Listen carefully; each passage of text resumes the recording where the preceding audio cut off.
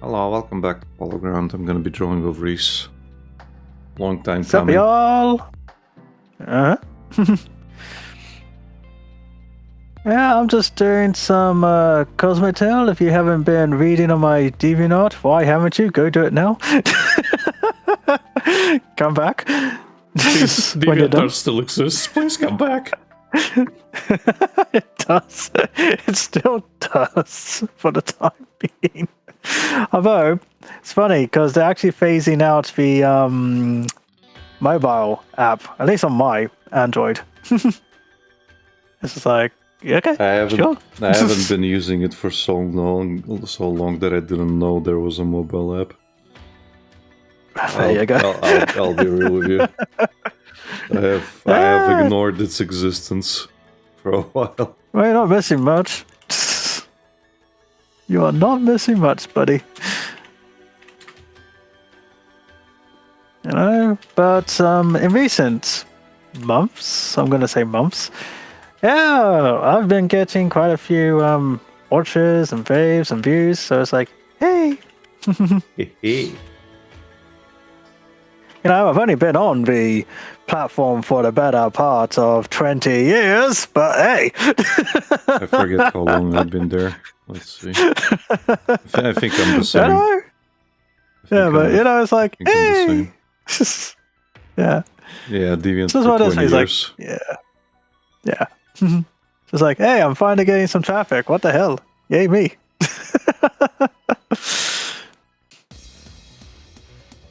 But yeah.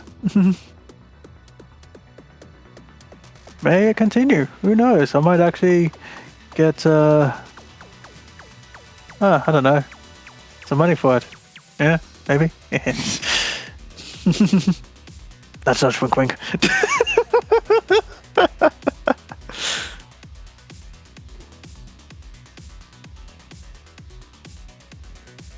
So what are you gonna be working on, buddy? I'm gonna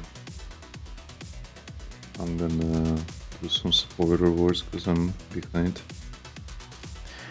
as usual. I'd say that's the story of your life, but you know. Yeah. Yeah. But you know what? At least you're getting through it. So yeah. What's that old saying? Better late than never. Yeah. Yeah. Gotta be not late. Gotta pay them bills. Yeah, and December's gonna be shit.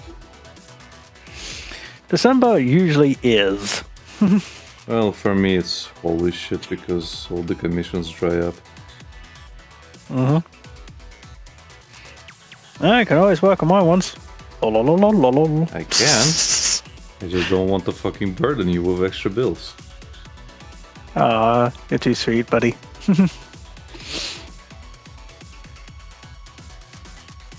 But you know me, I'll help you where I can. Contract sealed.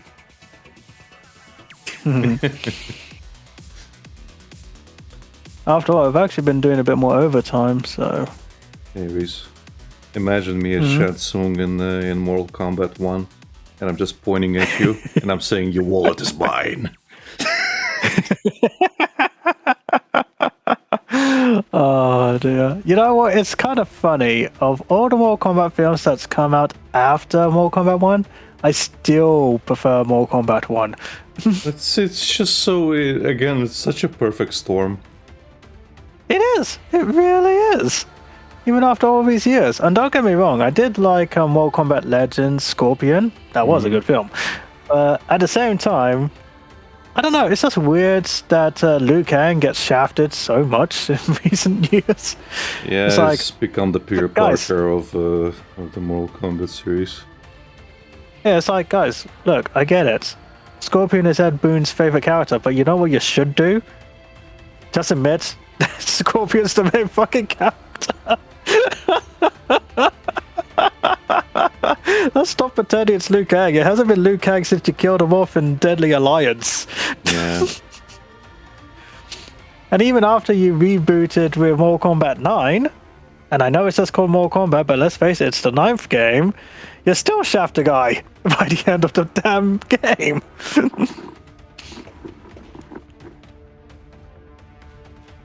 Only for him to literally become Raiden in your, what, 3rd reboot?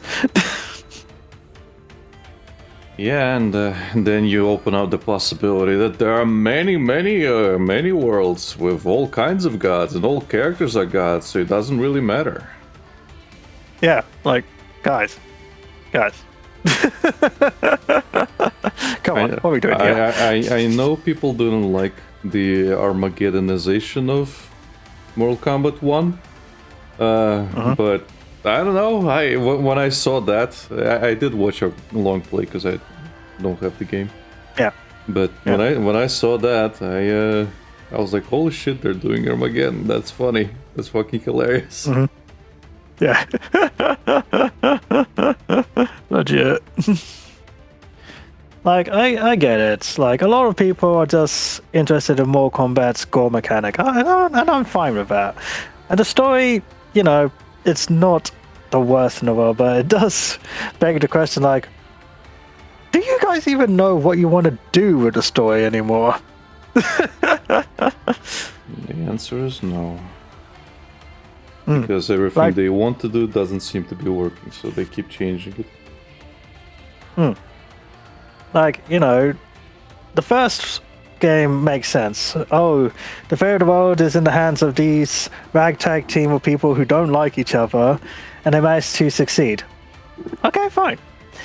The Emperor got salty about this, so he tries to invade the Earth anyway. Yep. Okay, sure. Failed again. You know what? Screw the tournament, let's just invade. Oh, I got my ass kicked and died. Perfect trilogy, we're done. Yeah. That's all she wrote. Easy peasy. I did like the again. I did enjoy the reinterpretation of events in the later games, where they redo them.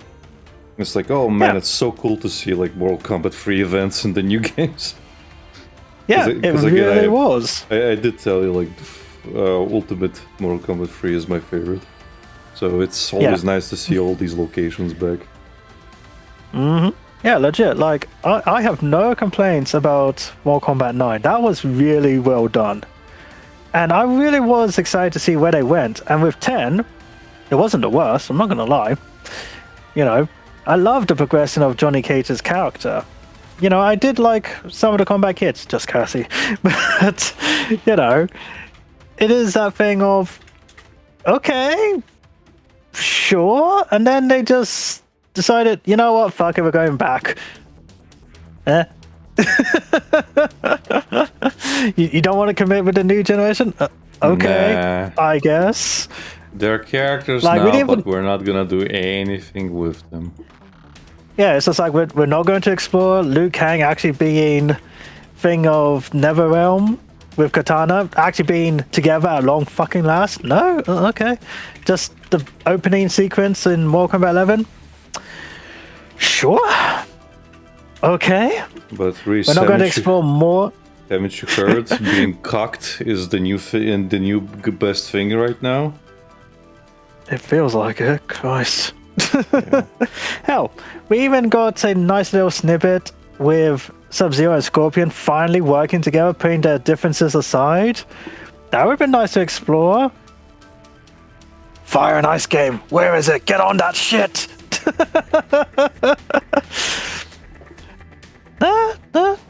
Okay. We're just doing time travel again with Chronica. Okay. Well, why not indeed?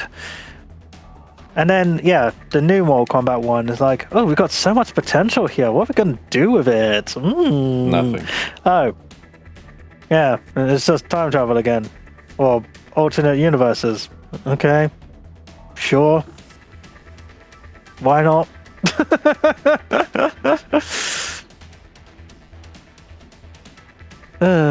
Dear. The graphics have definitely gotten better, I'm not disputing that, but the storytelling aspect is a bit... Guys, you really need to decide what you want to do with this. Yeah. And again, it's not me hating on it. It's just like, you've got real good ideas. You just got to pick one and stick with it. I haven't seen this many reboots since the DC universe. Comics and movies. But then again, Mortal Kombat is owned by Warner Brothers, so I'm not surprised at this point. Yeah, it's just the normal state of things. It's another Tuesday. Mm-hmm. Yep. It certainly feels that way for Liu Kang. Oh god, I reset the timeline God knows how many times. I finally think I got it perfect. What the hell, Sang Sung? I haven't done anything. Not you, Titan Sang Sung. I killed you. Well, actually, in my universe, I killed you. What? Yeah, Raiden was like, you think you can do a better job? Okay, go on then. Try it. I've been trying for a long time. I become fucking evil. I lost all hope. You think you can do better? Go on. Yeah. Lucas says, at this point every new entry is just Ed exploring whatever random alternate universe idea he came up with while bored. Yeah, pretty much. At least that's how it feels.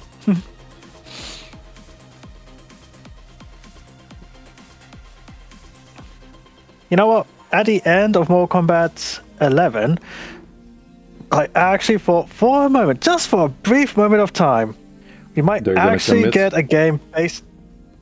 No, we're going to get a game based on the era of the great Kung Lao.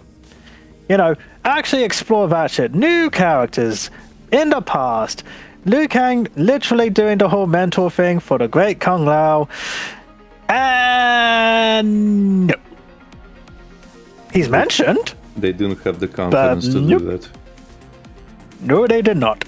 Like, I don't know if anyone here remembers Mortal Kombat Conquest. It was a live-action TV show back in the day. Like, they could have used characters from that show to build up on stuff on this new game. Like, really explore these characters, how things turned about or would be different in this new universe. Nah, we just get that Raiden is the chosen one now, and is human. And the tournament is friendly, apparently. Apparently. Cool. Until it isn't. Yeah. Yeah. And it's like, sure. Okay.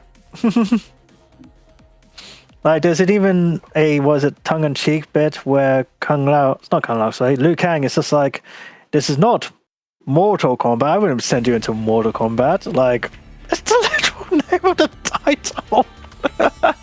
No, this Adenia tournament is just for, fun and games. Let off some steam. Yeah, you guys aren't fighting to the death. That'd be ridiculous. What kind of game did you think you're playing?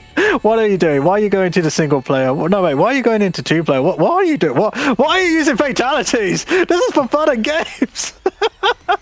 Why are you killing each other? I thought I outlawed fatalities. Yeah, it's it's Mortal Kombat, dude. Yeah. Like, that's the whole point of your game. Oh, dear.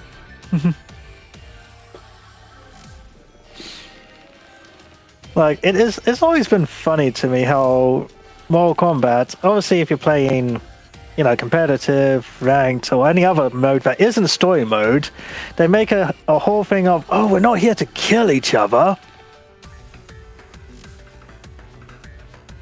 What? You're not what now? You're not what now? We're not gonna kill each other. You guys do realize what tournament you're in, right? The friendship games. It is funny they brought back friendships, but that's not the point. Lucas says it mostly feels like they just want to make Johnny the main character sometimes, but they just can't compromise. Yeah. Which is actually kind of funny, because if you've actually paid attention to the old lore of Johnny Cage, he really was a bloody hero, despite the Hollywood assholery. Yeah. Just a little bit,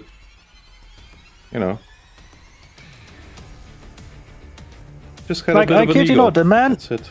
Yeah, I kid you not, the man literally came back from heaven in Mortal Kombat 3, bless you, to help his friends. Even in like was it Deadly Alliance and Armageddon? Again, even when he's a ghost, a spirit, he's still trying to help his friends. Because that's who Johnny is. He actually is, as Vader has often said, he is a hero, but as Johnny said to his younger self, Hollywood ruined us. Yeah. Like, Johnny has gone on to, say, at least to Cassie, like, no, Cassie was saying to younger Johnny, like, oh yeah, once he got past the alcoholism and the fame and his ego, yeah, he stepped the fuck up. Hell, Johnny for a time was a single dad because Sonya was busy, military, saving the world. Yeah.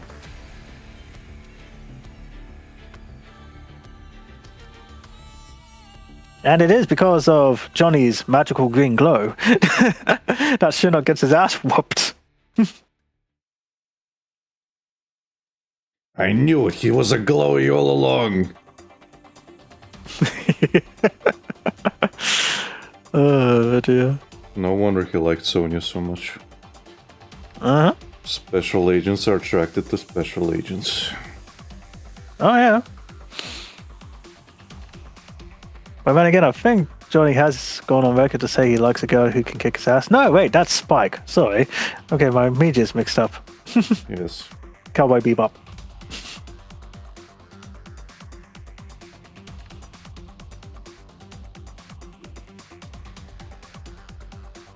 That's why he never got with Faye. Nope. Which is a shame, but it is what it is.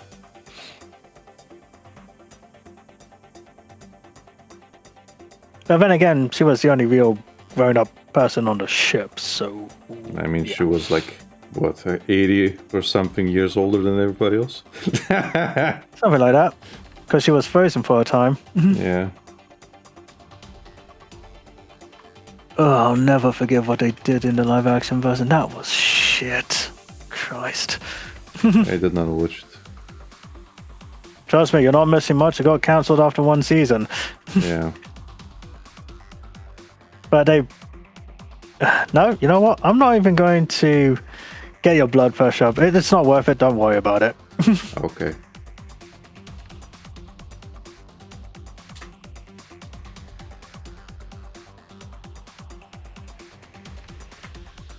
But it reminds me of what you were saying earlier, like being cucked is the new thing of this year. Decade, more like. It felt that way. What? Huh? Decade, more yeah. like decade, it felt, yeah. Yeah, it generally felt like that watching the live action of Cowboy Bebop. I'm not even joking. It just felt like it is just cucking the audience. Yeah. Anyone that was an original fan of the original. But you know what's the funny thing? The people who worked on the live action one, the live action Cowboy Bebop, actually worked on the One Piece one. The same people. Mm-hmm. And it works better because, well, they actually had Oda helping. They actually learned from their mistake. Like, okay, yeah, that didn't work. Let's try again with the author's help. I always wanted to do that whole Thanos meme. It's just like, after all your failures, you came back to me. The original fucking author. Yeah. I mean, the problem is when you're in California, where they're just doing things the way they always do, and there's basically almost like a rule book of how to do things safe. Well, they're gonna fucking stick to it. Well, like a fucking cat holding for its life before you take a bath.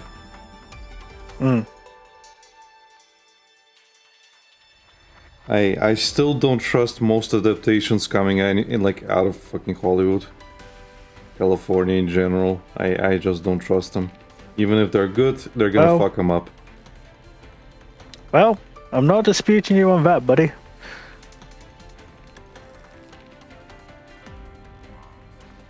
Like, the track record speaks for itself. Yeah.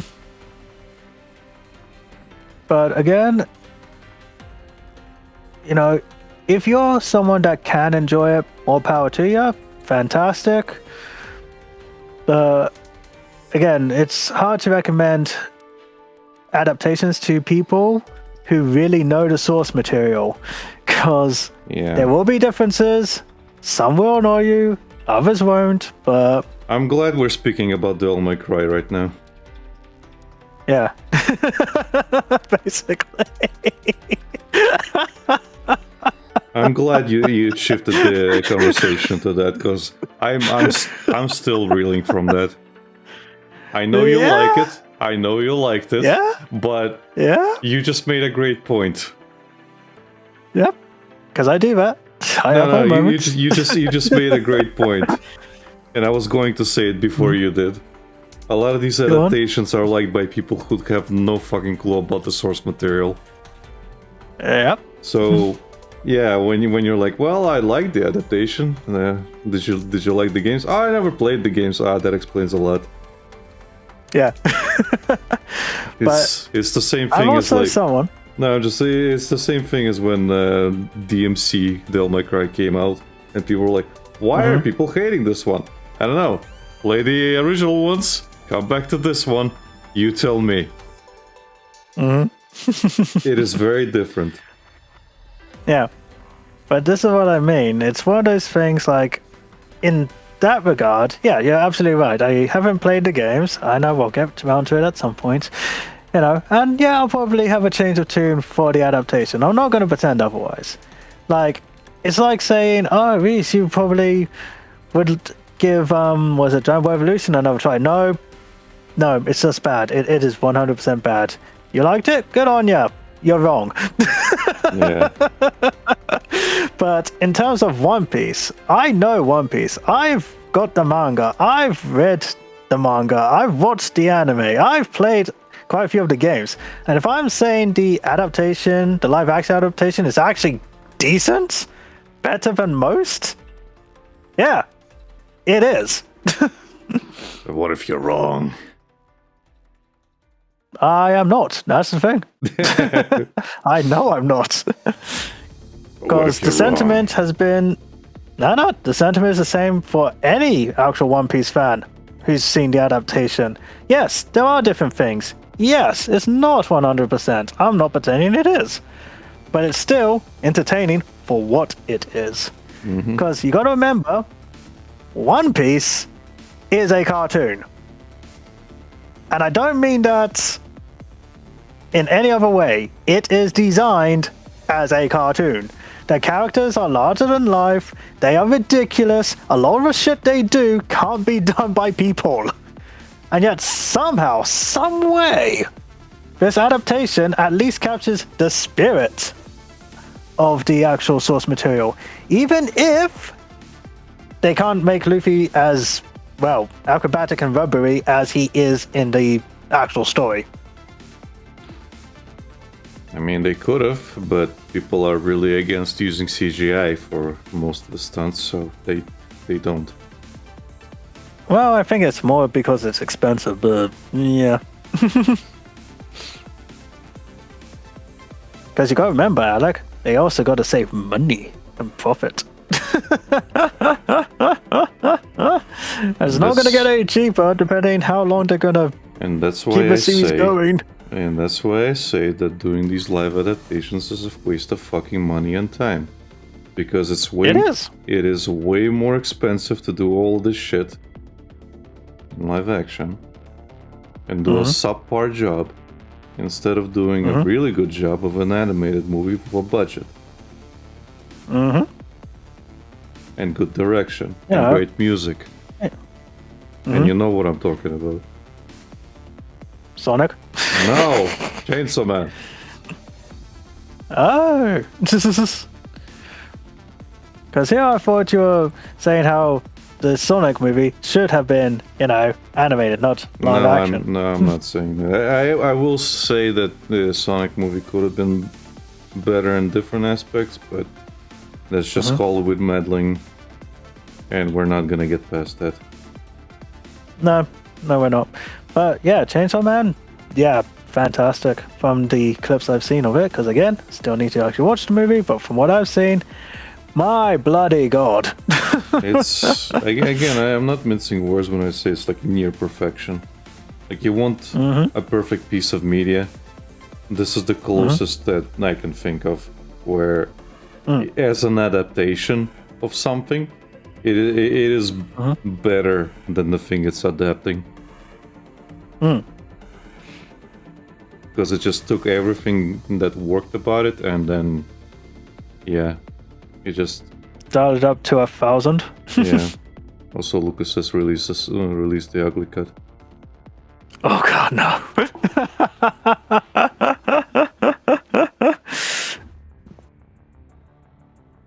You guys and your ugly cut, goddamn. This isn't Zack Snyder. Well, I would love to see the ugly cut, because we need to see how bad it was to appreciate what we got, Reese. You see? We need to see how bad it was. You know what, Alec? I won't disagree with you on that one. Because it could have been so much fucking worse, and I just want to see how bad it was. I need to know. Like, legit, it's one of those things of if the movie was just the ugly cut, I honestly could not see a universe where it would have become a trilogy. Yeah, no. I mean, Like, it might. I mean, it might have. Alvin and the Chipmunks got loads of fucking sequels, and they basically looked like Sonic. I mean, you're not wrong. So it might have happened. Not. It might have happened. It might have. But you know what's the worst part about this? They actually did render Tails in that same style as Sonic. Yeah, and I want to see that. Yeah, he was always meant to be part of the end credit scene. And it's like, oh no. Yeah, and I want to see that. I really, really do.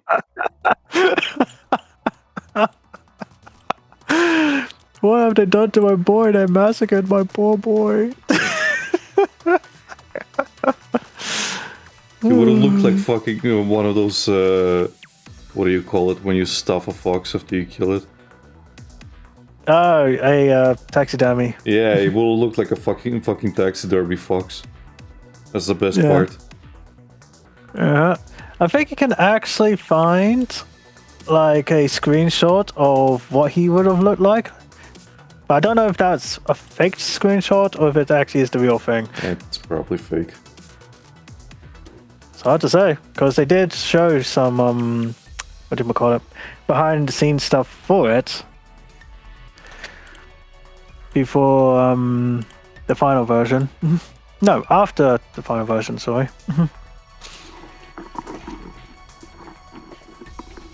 So I always wonder if all of it was just a fucking stunt to get more eyes on it, because it is fucking possible that it was all just a fucking stunt. But at the same time, they are incompetent enough to think it looked good.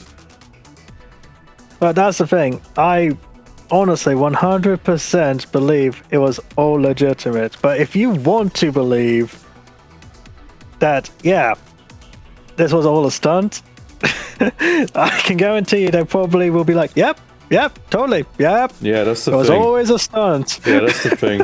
It's like, oh yeah, of course it was a stunt. We sweating heavily. We definitely didn't spend so much fucking money on this rendition of the film and then re-render the whole fucking thing. Definitely. But the reason I say that is because there were other posters, promotional posters of the movie where Sonic looked more like his final rendition. So it's hard to say. Where is it? Oh, yeah, this is it. One moment. Like, I imagine studios literally pulling this face. Hopefully that's... I'll send it to you. You can put it on screen if you want. Nah.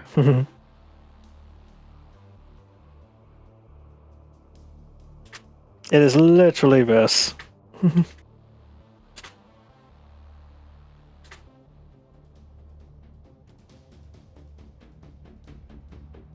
Well, your calculations are wrong, but you still got the right answer. Yeah. That's what it feels like. It's like we made every wrong decision, but we still succeeded. Yeah.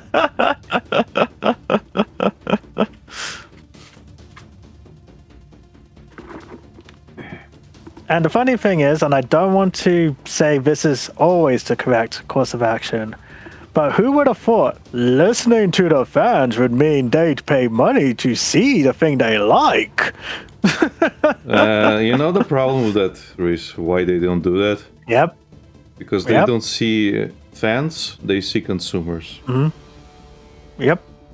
And consumers, you can give them all the slop that you want to give them, and they're gonna slop it up. Just look what's happening with the latest Metroid game.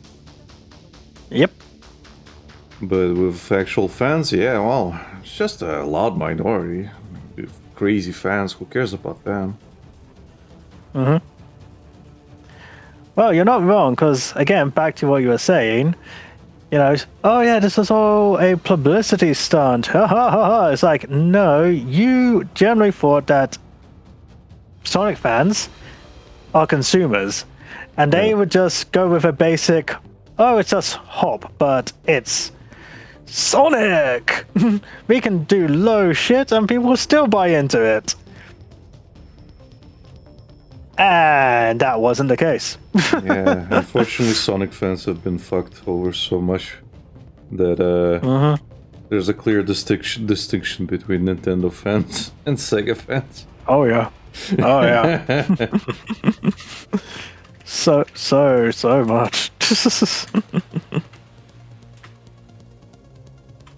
Like, I legit remember, like, Saturday night comedy shows making fun of Sonic fans because they didn't like Sonic's teeth. And some of them were obviously like a guy in a costume with fake Sonic dong all over the place. And we're having a laugh. Like, oh, why are these fans so upset? Kind of thing. And then, obviously, Sonic changed course. No one's making fun now, are you? Yeah. Because it made a lot of money. Well, a lot of those fucking quote unquote comedians are just fucking paid propaganda. We all know that. Of course. So, whatever, like Comedy Central at this point, or is similar. Are just propaganda pieces. Yeah, well, as you've often said before, anything these days are propaganda to some degree. Well, in case of these guys, whatever Hollywood says, they do it. So in this case, well, Pop of Hollywood needs you to, sell the Sonic movie better. How do you do that? Well, you ridicule the people who are making a fuss about it.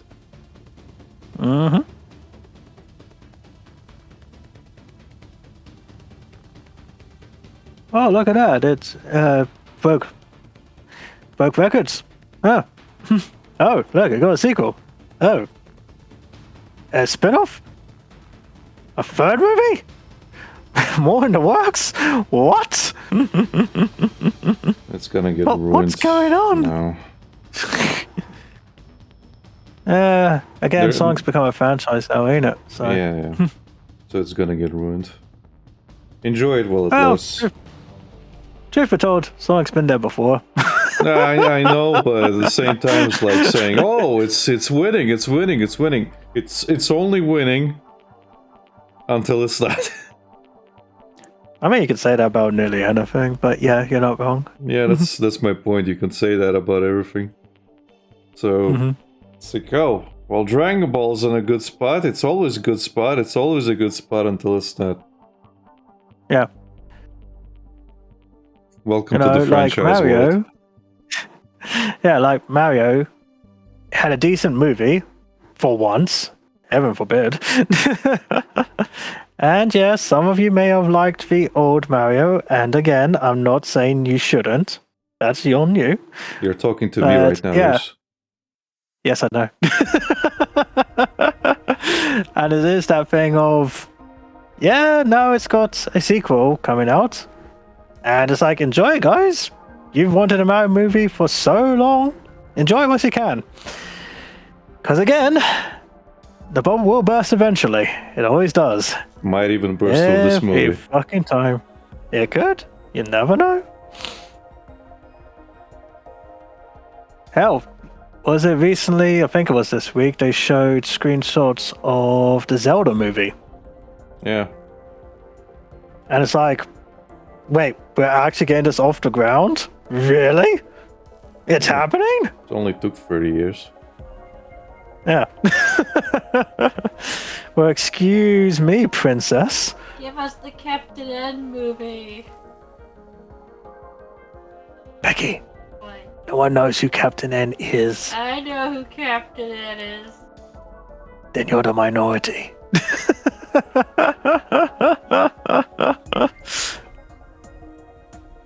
You know what I'm surprised they haven't done, though? Hmm. A live-action Castlevania. Don't give them ideas. I don't think I'm just saying, you- Castlevania. I don't think Castlevania has that much of a pull, which is why they don't invest in it. Plus, it's Konami. I know. It was called Van Helsing and it had Hugh Jackman in it. That's not the same thing, Bex. Although I did actually like Van Helsing, but that's not the point. I'm just saying, you would think Vampire Epic, you know, could have been done at some point, but as you say, Konami Well, wasn't. again, it usually comes down to a couple of things: the director's interest, the company's interest, a good pitch, a good story script that is going to convince people that it's gonna make money. That's the problem. And the I was thing- gonna the- say, it's the like a thing- good script. Yeah, We've worked with less. No. And I'm gonna look back to fucking Adi Shankar, who made the Castlevania series, who made the fucking Dream Seek. That dude, the reason he can do so much is because he, again, has a lot of fucking pull in the industry. He knows a lot of people, he networks. The guy knows a lot of people. So, Yeah. because he knows a lot of people, he has also invested in a lot of projects, like being a producer. As you mentioned, he was a producer on the Dread movie. Yeah. Which breaks my heart a little bit knowing that, because I fucking hate the guy, but whatever. The That's movie was me. good. I know. I hate I hate Adi Shankar.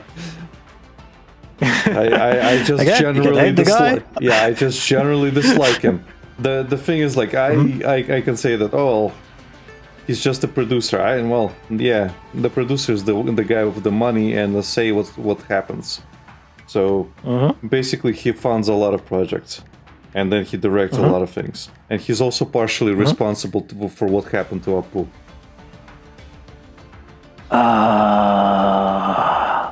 Yeah, he made like a small budget. I forgot.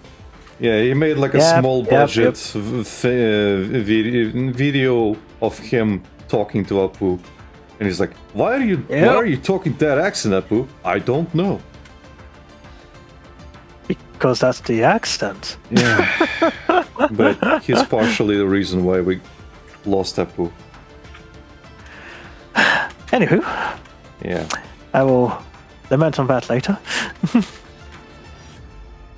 But yeah, like, the reason we got stuff like Castlevania and the DMC stuff is because, well, he has a proven record of being the video game guy, and since you've got Hollywood, who has always, the people there always struggled with like video game adaptations, he can get them profitable. That's all they care about. He gets them profitable, and they greenlight his stuff, and they greenlight more of his stuff, and he has a track record of bringing in the money. Yeah, because it has worked. Yeah, because again, he gets animation teams, he gets the right music, but and I will fucking die on this hill. The end product is questionable.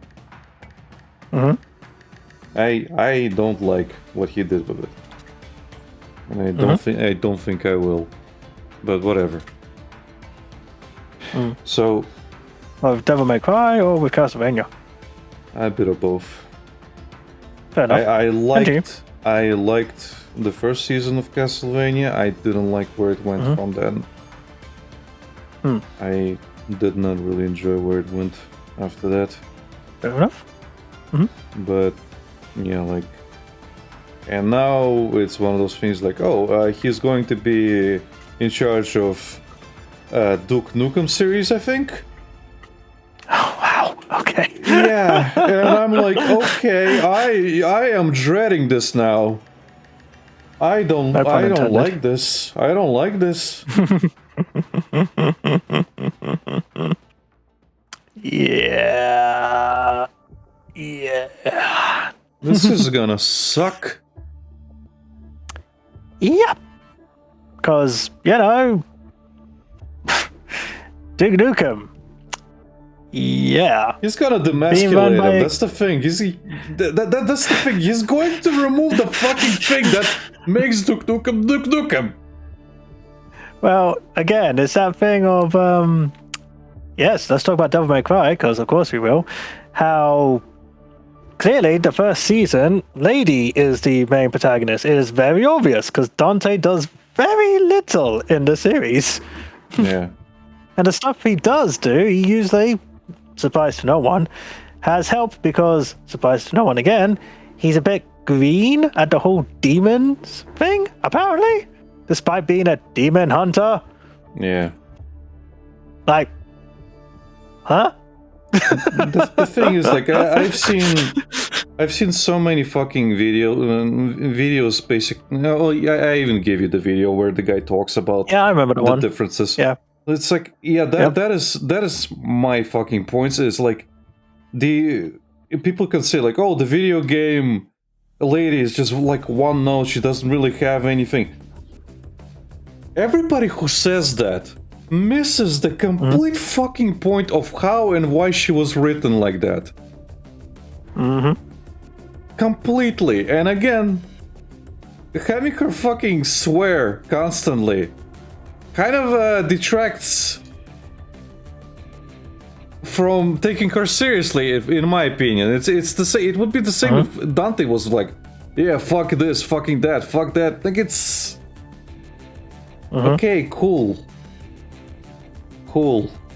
That's fine. No. One of the weirder things, and the video you sent me even picked up on this, like, you want to give Lady, like, military training instead of just being a schoolgirl that just can beat up demons. Okay, fine. But you never see her, manage her team, work with her team, don't do anything of actual fucking substance. She's a fucking horrible leader. Yeah, she's a horrible leader. Like, I have no problem with you wanting to give Lady agency. No. I have no problem with you wanting to have her do things. No, that's fine. But, have her do actual things! Yeah. Like, if you're going to say she's... Go on. Yeah, if you're going to say she's lieutenant of this group, show why she is a lieutenant of this group. Because the one time we see them, quote-unquote, work together, they get massacred. It wasn't even a battle. It was them just dying. Like, these characters who've been around for probably, 4 episodes at this point, have done nothing. They didn't help Lady get Dante. They didn't help... they didn't help in the battle on the bridge with Dante and Lady. Like, the one time we get a chance to maybe see them do something, they get murked. All of them. Yep. Every last one. Yep. Lady lived by luck. Not skill. Luck. Yep. Also, Lucas says it took 5 games to have someone drop fuck, and it was for an ultimate attack, Lamau. Yeah, and someone else. Basically Nero at the very fucking end of the game. It literally he's fucking at like I guess ultimate attack again when you're fighting Virgil is him yelling "fuck you." It's just his wings are like hands. Yeah. So it's funny in that case, you know. Yeah, but it's also another thing that one of your viewers pointed out. Excuse me. Is Lady says the whole jackpot thing, you know, Dante's catchphrase that they've been trying to, you know, push into the show, and Lady not once had actually heard Dante say jackpot. Yeah. And they completely ignore why he says jackpot. Yeah. Like, okay, sure, whatever. Everything else makes no sense in this thing. Why the fuck not? Further says, who's the pretty lady that I am drawing? It's the character from Persona 5, Haru Akamura. I'm probably not getting her like too correct because her hairstyle's a little bit hard to get, but it's one of the requested characters. But yeah.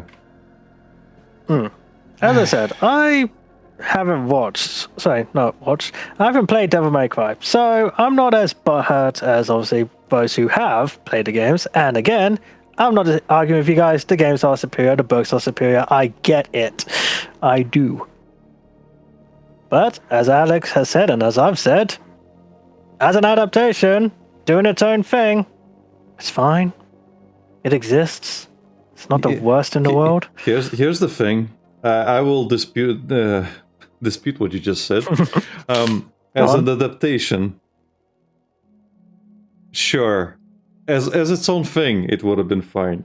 As a video game adaptation, I would argue it's one of the worst fucking adaptations. Because it completely fucking ignores all the stuff to make its own thing. That's why I say it is fucking one of the worst adaptations. And what hurts me more is that the Video Game Awards right now has it fucking listed as one of the contenders for the best video game adaptations. Next to the Minecraft movie, next to... Really? Yeah. Next to, what was it? Tom Clancy's, what's that game? That recently came, they recently released an animated series as well. What was it? Let me find that tweet, actually. Okay, yeah. Minecraft by all movie. means, because I'm trying to... Yeah, it's Splinter Cell. Tom Clancy's Splinter Cell. Splinter Cell. Yeah, Okay, it had an adaptation. Until Dawn. Yeah, I haven't watched Last that one. of Us Season 2. Yeah. And Devil May Cry. From that fucking list, I will say the best adaptation is The Last of Us Season 2, because as much as the game fucking sucks, they're adapting the exact fucking script. Yep. Wait, hold on. So what, Sonic 3's not there? No! And everybody's like, what the fuck? Are you serious? Yes! What the hell? Everybody's saying, like, why the fuck is Sonic 3 not on it? Yeah, why isn't it?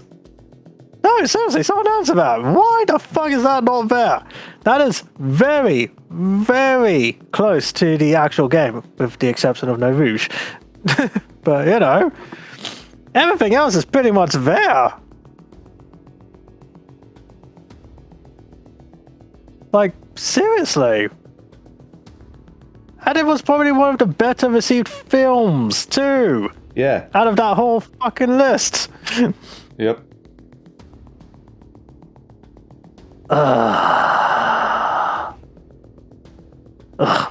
Yeah. Doesn't that annoy you? Does that annoy you? it's Just gotta let it go, let it go, let it go. Live and learn, live and learn. Live and fucking learn, motherfuckers! Grease, your fanboy is leaking. Yes, my fanboy is leaking. What the fuck? Oh no, the Sonic fan is upset. Who would have known? I know, right? What the hell? Staring you right in the fucking face. What, was it too easy of a pick? Why did it give the other low bar blooming movies a chance? I have Fuck's no sake. fucking clue. I have no fucking clue. The fact that the Minecraft movie, like, okay, Minecraft movie was fun for a lot of people. Sure. Yeah. It's Okay. basically like a fucking Despicable Me movie, let's be real. Yeah. And it's getting a sequel. Yeah. It's one of those generational movie things where it's just like, yeah, it exists, it's gonna exist, people are gonna watch it with their kids, and kids are gonna love it. Look at the American Pie franchise. We're talking about a kids movie, not the whole basis of fucking a pie race. But yes, I agree. You say that. I agree. You say that, but a lot of kids did watch American Pie when they shouldn't have. Yeah, me included. I get where you're coming from, buddy, but I'm just saying. Oh, dear. Who would have guessed the Sonic fan is upset? Damn right I It's right there! Oh, Christ almighty. It's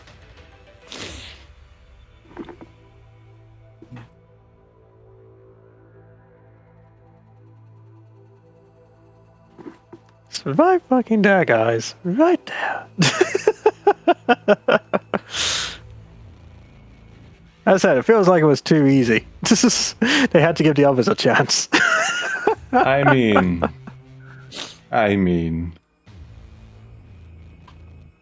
come on, give Jim Carrey his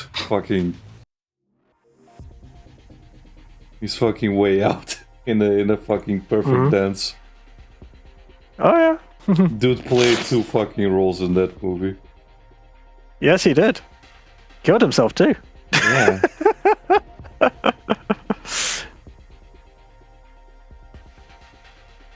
And I will say, to this day, best casting decision ever. Like, seriously. For a There's kids very movie, few people. Yeah, there are very few people I could think of that could actually play Dr. Robotnik and do him justice. Like, I don't know how else to say it. This is probably one of the best character arcs for Eggman in any media. Like, you see him from, what was it, government agent to literal crazed mad scientist to a redemption arc. And that's a trilogy. Yeah. Like, damn. You know, and they actually, someone actually pointed this out, that the movie counterparts of like Sonic and Mario actually generally hate their villains' guts. I'm thinking about it, it's like, oh my god, they actually do. They're not frenemies, they're not rivals, no, I really, generally, absolutely despise you. Yeah, as it should be. Likes Bowser. Bowser likes Luigi. Legit. Bex was just like, you know, Luigi likes Bowser. It's like, I don't know why, but Bowser's nice to Luigi. Yeah, I think it's just because he's nice, that's The all. shippers. Yeah. It's because of the shippers. Oh, let's not go into that, love. Fucking shippers. Ugh. Anywho. I've seen so many But yeah, fucking like- pictures of Luigi and Bowser for some reason, yeah. I know. Just let it go. It's not fine, but let it go. Luigi. Ugh. Anywho, like, for Eggman, it makes sense. Like, Sonic quite literally screwed up his whole entire life. I mean, Like, legitimately. if you think about it, his obsession with Sonic screwed up his entire life. I mean, that is true. But at the same time, he's not going to admit that's what happened, is he? Yeah. I think. And Okay. I would say that Robotnik in the Sonic movie is the perfect example of Sonic derangement syndrome. yeah. Legit. Like if you just mention anything about the fucking hedgehog to him, and he's like instantly lively, like full of life. Oh, yeah. Yep. I think Sonic even said it in Sonic 2. Like, you know, I'm just in that guy's head 24/7. Rent free. Yeah. That's all he thinks about. And again, Sonic is not wrong. Like, even before they met, when it was just a quill, I still find it kind of funny that, you know, Gerald has the same quill eating obsession. It's that whole thing of where Robotnik finds Sonic's quill, and it's just like, wow, this really gets my brain going kind of thing. Wants to harness that power for himself, yada yada yada. Sonic beats him and leaves him stranded on Mushroom Hill. Okay, it's a mushroom planet, but it's basically Mushroom Hill. Yeah. For the better part of what, 6 months, give or take? I'm still sad they didn't use the Mushroom Kills on the soundtrack on that. They could have incorporated it into the soundtrack so easily, and they refused to do it.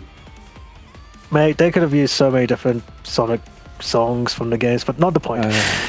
Anywho, so, you know, comes back from said planet and finds the ultimate power to quote-unquote beat Sonic, and, well, what a surprise, Sonic beat him again. The man falls into depression, don't see anything from him, hide or hair. And then it's just like... Or Quill. Then it comes back, it's just like, who's using my robots? It's like, my grandfather? What? Where the hell have you been? Spoilers, Reese. I haven't seen the third movie yet. Oh, please, you played the game. I know you have. I Don't give me that bullshit. I played a little bit of the Sonic Adventure 2 game until I rage quit. I think I told you about that. Yes, you did. Because you could only play the one stage over and over again? No, I just got fed up, I think. But I hated that the forced character selection. So instead of like, oh, okay. I'm one of the few people who actually really enjoyed Sonic Adventure 1 over Sonic Adventure 2, the formula, and because I could play Sonic, I could play Tails, I could play Knuckles, I could play Big, Amy, whoever the fuck I wanted in that fucking instance to progress the story, get their story interpretation, and quit. I didn't have to play Sonic, then Tails, then Knuckles, then Sonic, then Tails, then Knuckles, then Tails, then Knuckles, then Sonic, you know? So it's like, yeah, okay. I get where it's coming from. Well, it's actually funny you bring that up, because it just made me think that when people say they liked Sonic Adventure 2, is it they liked the story?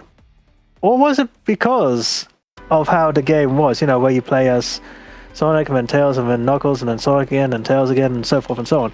Like, do people like Sonic Adventure 2 because of just the story of Sonic Adventure 2? Yes. Or is it because of how the gameplay was? No, it's nostalgia for the story, and that is usually present in anybody who replays Sonic Adventure 2. Because yeah, everybody's like really nostalgic for all the story beats. But then they sit down and play the game, and they're first of all the jank hits them quick. Okay, I always remember that Pro Jared fucking review that he did of Sonic 2, and he's like, he's gushing about it, he's gushing, and then he's like, and then he's not, because he's like, and then you actually play the game, and he plays the first stage against like he has fun running away from the truck, and then he has to fight the first boss, and he's like, oh, then all that old feeling comes in, like those memories of you hating certain aspects. They come back. Yep. I can say with absolute certainty, I have been there. Yeah. You know, I picked up Sonic Adventure 2. I played City Escape. It was awesome. Did the boss was like, yeah. That's why Generations is such a good thing, where it's just like, oh, this is the stage you liked. This is what you remember from it. Oh yeah. Even with Sonic 06, everybody remembers Crisis City, even though they hated it. They wouldn't shut up about Crisis City in the fucking trailers and shit.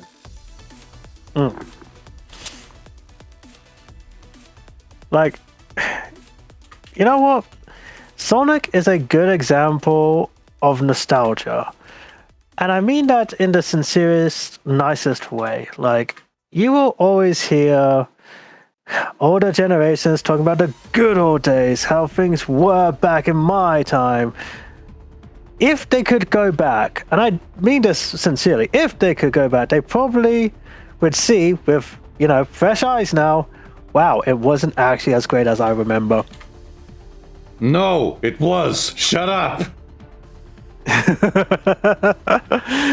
Like, I love too many times. not being able to save. Shut up. I'm just saying, it's one of those things of... I love replaying the same fucking first stages over and over because I suck at the later stages. Shut the fuck up. Yeah. It is like that though. It's like, nostalgia, as nice as it is, sometimes that's why it is nostalgic. It's like, what you remember is not necessarily how it actually was, because you were younger, you were easily entertained, or you just didn't have the full picture back then. Again, I could watch. There's also the fact that you had little to pick from, so you may do what you had. Exactly. Like, I've said this before. When you've watched like the old Simpson episodes, and some of the jokes you didn't get as a kid, you get as an adult, so you appreciate it more. And sometimes I feel nostalgia works in a similar way. Like, oh wow, I remember when I used to raise these chows, it was so much fun. And as you're older, you think to yourself, okay, maybe this is actually kind of boring. And I know some people disagree hard. And it's like, you try it. You actually try and raise a chow now. And if you can still find joy in it, good on you. Fantastic. But as you quite rightly said, you go through City Escape, you do the boss, and then it's like, oh yeah, I've got to play the rest of the game. Because I can guarantee you, one of the things I hated about Sonic Adventure 2 was when you had to try and save Amy. And the last part of that fucking stage with the color cubed room, the jank of the controls really fucked me over more times than I can count. And it was so fucking annoying, but I got there. I got there in the end. I fucking did it. You fucker.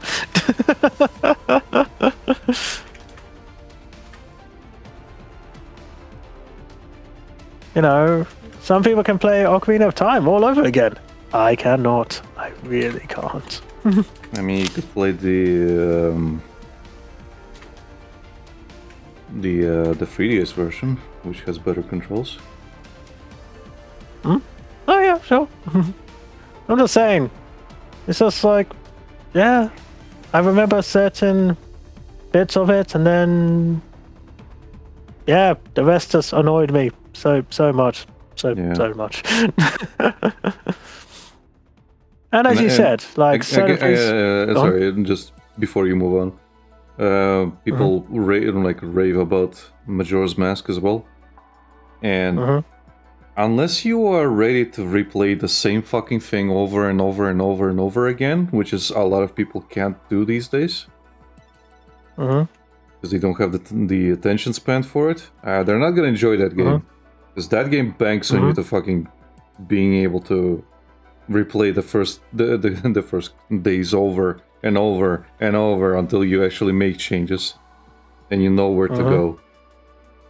Yeah. Yeah, I was just gonna say that you brought it up earlier, where you had to make do with what you had back then. Yep. And obviously, I've grown up now. There's a lot of quality of life changes in video games. That some of the old mechanics are like, wow, I had to work with this? Really? Yeah. It's so jank. How did I do this back then?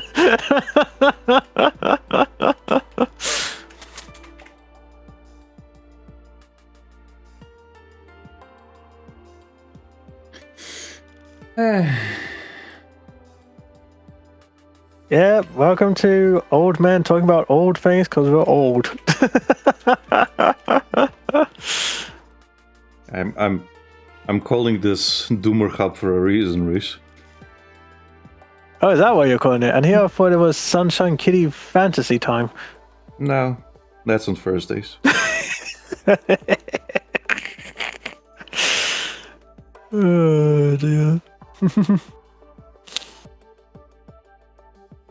Just kidding, it's Doomer Hub on Thursdays. Yeah, it's always Duma Hub. It's always Doomer Hub.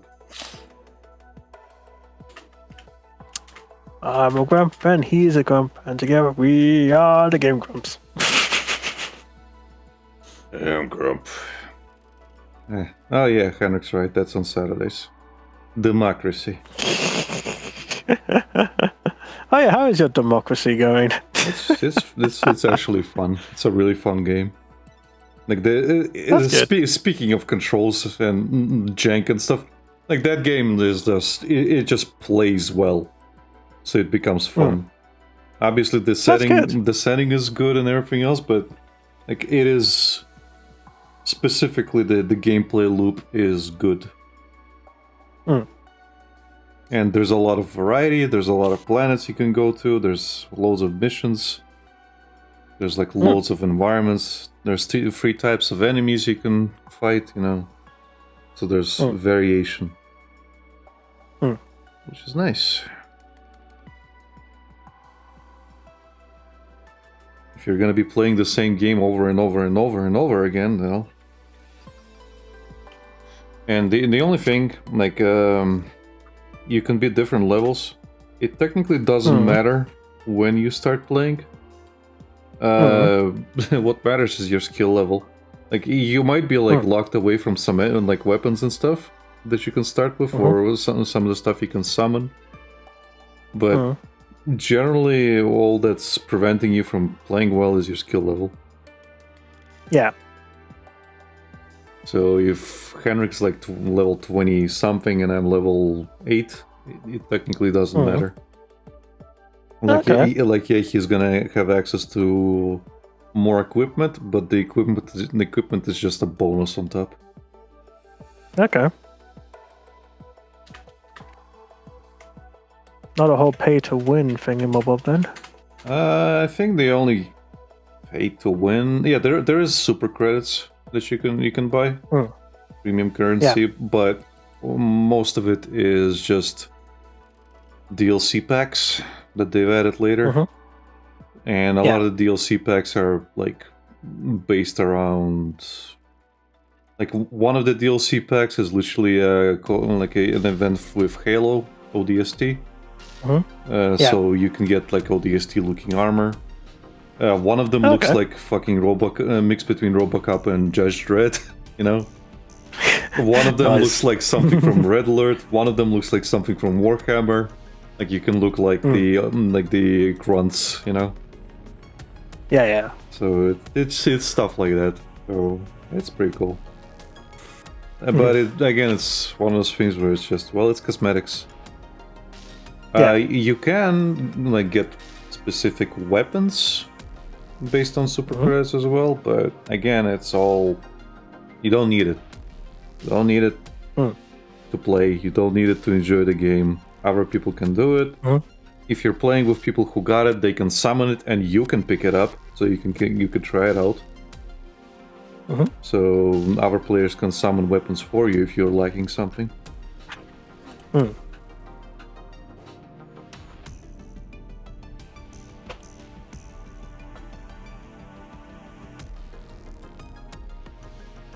And Henrik Are you says you established? can also actually find the premium currency within the game, so it's not just buyable. You can find it in missions and stuff. Sweet. Again, it's neat, but the basis of it is basically Starship Troopers. It is. Oh yeah, but I knew that from the start. Yeah, it is literally Starship Troopers. Without it being Starship Troopers. Yeah, like don't threaten me with a good time. I loved Starship Troopers, the movie. Yeah. I haven't read the books, although I know there are a few other movies. You technically shouldn't, because ironically, this is an instance of the books not being as good as the fucking movie. What? Yeah. Because the books are a little bit less fun, because they take a lot of this shit seriously, because the author is a little bit nuts. Okay. Because believe it or not, there's more Starship Troopers movies than the first one, as much as Henrik will say otherwise. I know there was a CG one. I don't know how many there were though. Yeah, there was a CG one recently. Ish. Yeah. But I'm not sure which one it was. The CG one was the fourth one. Okay. They also had a TV series, I remember, CGI one. Okay. But yeah, those are more based on the books, so they're a little less fun.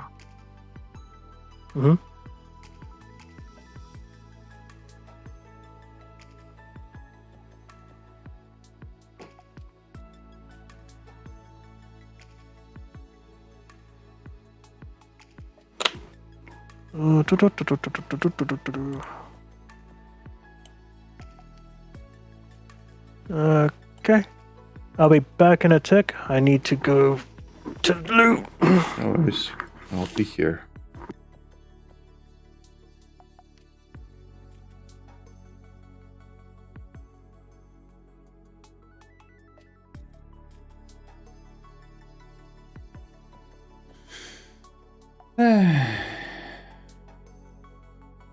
Power Rangers Lost Galaxy? Elaborate, Mr. Henrik.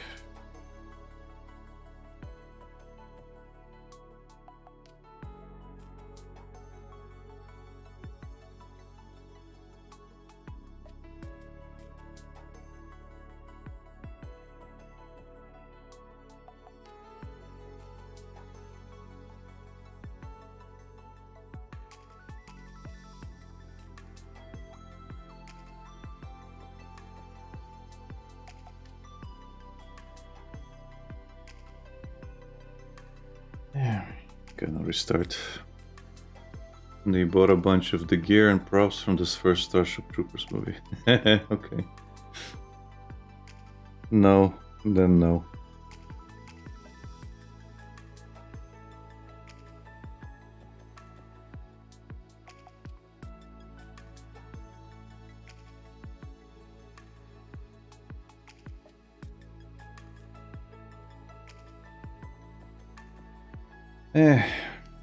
I'm still a little bit sad that all this stuff that was used in the Dread movie was sold off, because it didn't.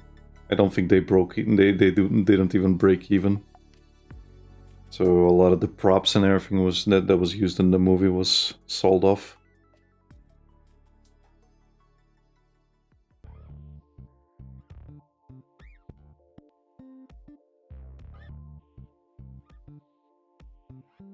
It's one of those instances. Yeah, the movie was good. The problem is that nobody fucking saw it.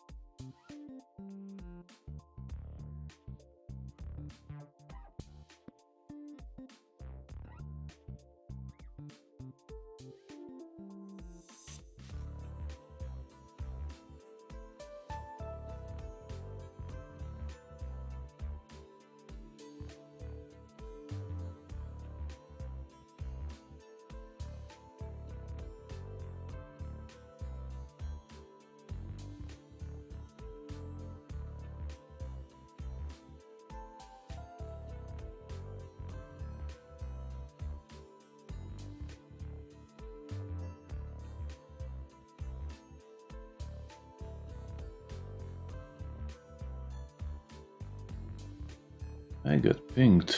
What's that? Ah. Yeah, those there are definitely Starship Troopers.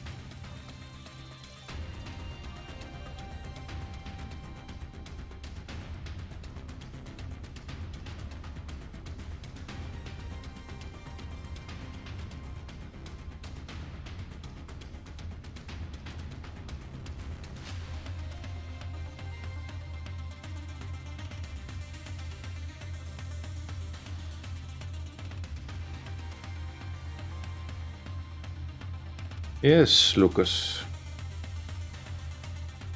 That is Persicaria.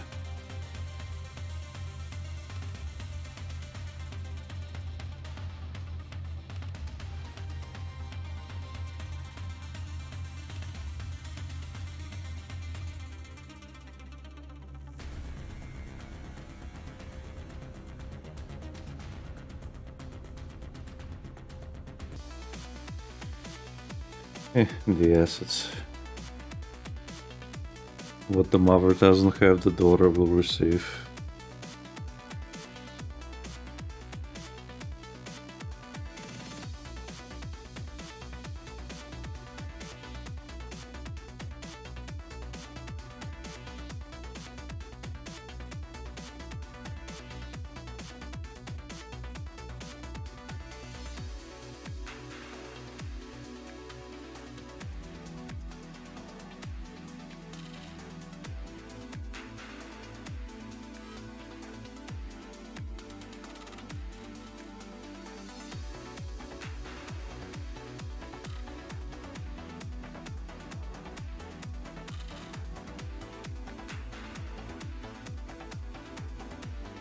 And I'm back. I'll come back. Thank you kindly. Right then, where was I? What was I doing? Blech. Yeah. Told ya. Oh dear. That woman, she licked me. She licked me. Okay, stop bragging. I have been defiled. Okay, alright, stop bragging.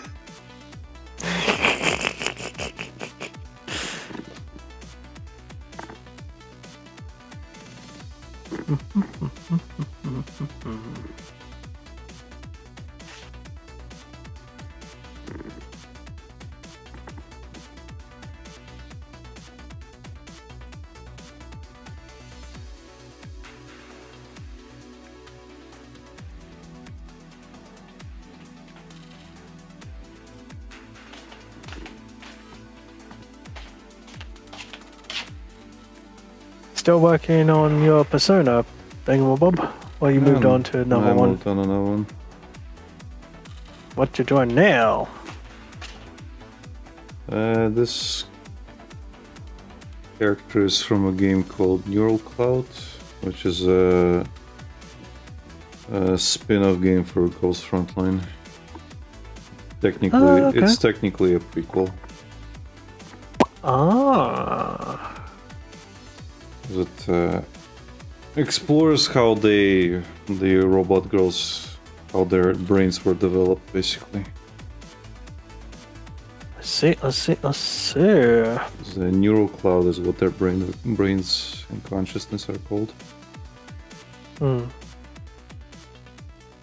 that reminds me.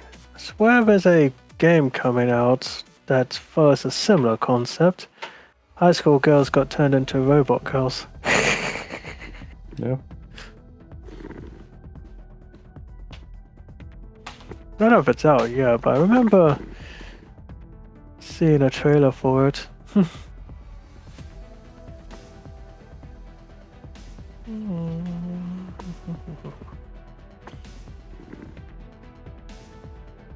Team Chaotix. Yeah, this character is in the main game. There's a scientist called Persica, and she basically looks like this. Just an older woman with cat ears, but I think it's established that that's just her headphones. Oh, okay. And in this game, this character is called Persicaria, and what you find out is that it's basically Persica. She made a robot version of herself, a representation of herself, but gave her a much bigger fucking rack, because of course. Boob envy.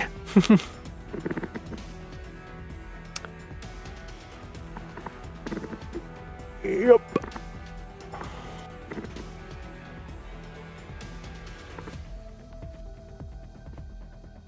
as Lucas wrote there. Persica. This is a representation of me, and the boob slider all the way to the right. Because in a way, yeah, Persica is just like her, but she takes care of everything that Persica can't do herself, because she's extremely fucking busy. Like anytime you see her in Girls Frontline, she is just perpetually sleep deprived. And she's always drinking coffee, just to try to stay awake. She's like half dressed, because again she just doesn't give a shit.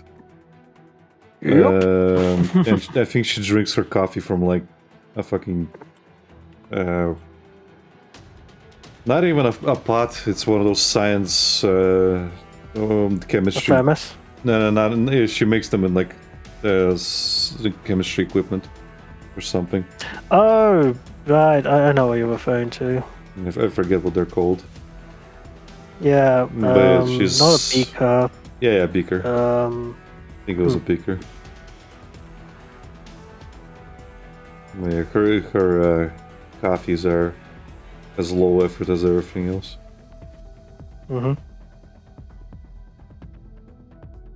Ironically, she's one of the longest surviving characters in the story. And I think in the second game she's like in her 50s or something. Okay.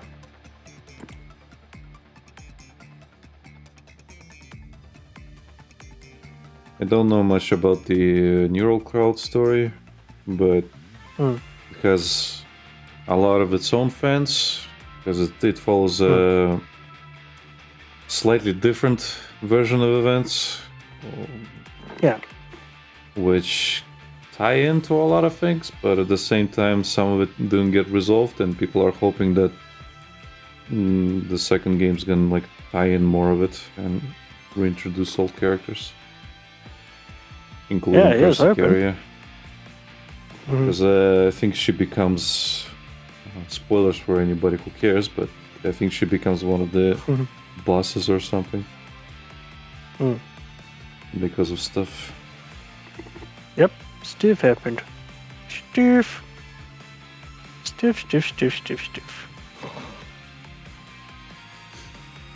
I'm sure Lucas knows more than I do. Maybe. Lucas is the lore master after all. I'm sure the patron who wanted this picture knows way more than I do. Because I think he maxed out Persica in that game. Or Persicaria. It wasn't Lucas, was it? No. Believe it or not, there are more people supporting the gacha industry than Lucas.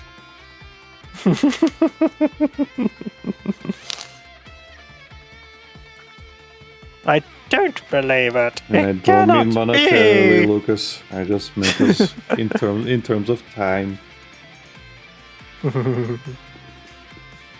You lie. It can't be true.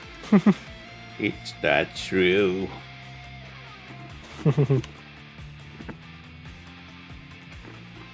Only Lucas has the power to keep the gacha going.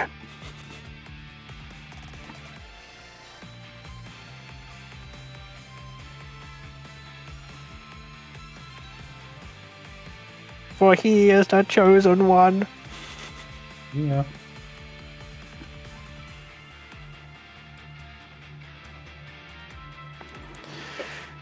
You know, I just saw something Henrik showed me.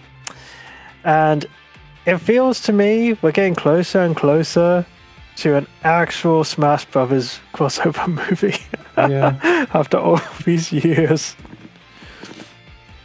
Because surprisingly, there's a lot more crossover IPs nowadays. Like if you told me back in the 90s, if you get an Avengers movie, I'd tell you to fuck off. Or Sonic showing up in Wreck-It Ralph. Or, you know, a Mario movie, and it's like, what? It cannot be. Movies are crossing over. Hell, we even have Pac-Man and Sonic crossing over, and was it Mega Man and Sonic? And it's like, what? These things are happening at long last? The console wars have finally ended? Things people enjoy can actually interact with one another? And are not killing each other? To the dismay of some people.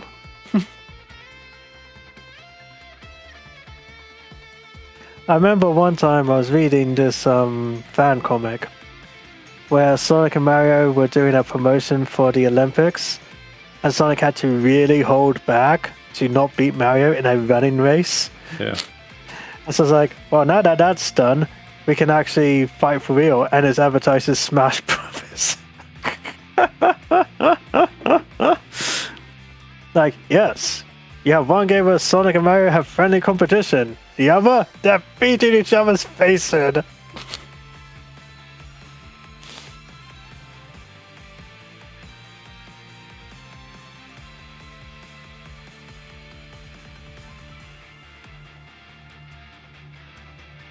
Good times. Yeah.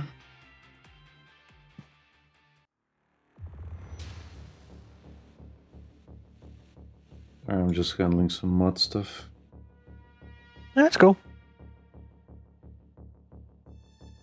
You do you, boo. All the kick bot stuff is still there, just a little bit more annoying than usual.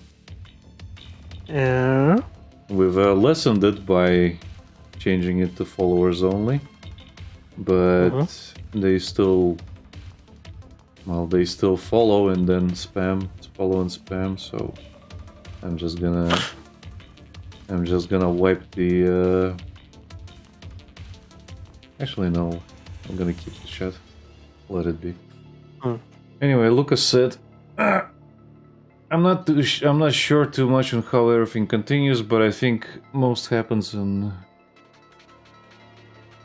level 3, where the backups are and most dolls are trapped for one reason or another. You're passing as the Doctor, another NPC that disappeared in that world, and Persica sends you to guide those dolls and find out what happened to her colleague. Okay. This is about Neural Cloud. So level 3 level 3 means basically dolls have level 1, which is what you're seeing and talking to. Level 2 is an internal thing where they're still in control, but it's like they have like an internal consciousness, kind of like our thoughts. But if they link up to each other, they can speak kind of like over direct connection, peer-to-peer. And level 3 is when the system, like the outside system, shuts down and you're locked in level 3. Basically, you're locked in your mind, kind of like a coma. Yeah. So Lucas says like all of it's happening in level 3, so all of it is out. I guess these dolls are just like in backups. So level 3 would be backups since there's no physical aspect. And they're trapped there for one reason or another, and you're basically like looking through those fragments. Because again, in Gross Frontline 2, you are helping your dolls sift through memories and stuff to remove redundant data and basically clear up a lot of cache. Yeah.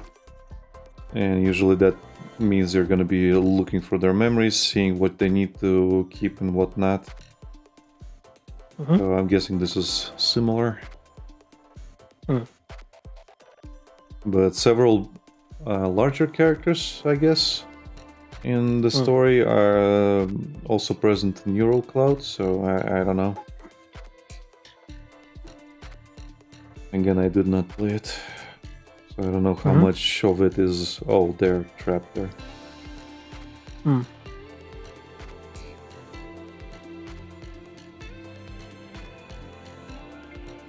like one of the biggest characters, HK416, or she was renamed in second game Klukai. She appears in Neural Cloud, so Yeah. she's a unit there, so I don't know. Lucas says they have their own world, society, and cities in level 3, from what you're shown at the start of the game. Oh, okay. Fair enough.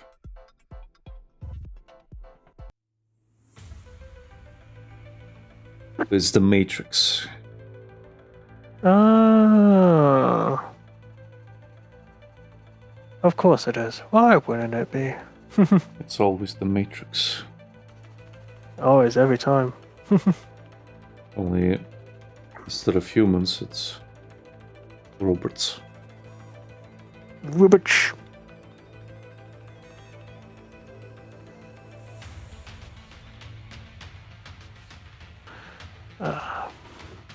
There it is.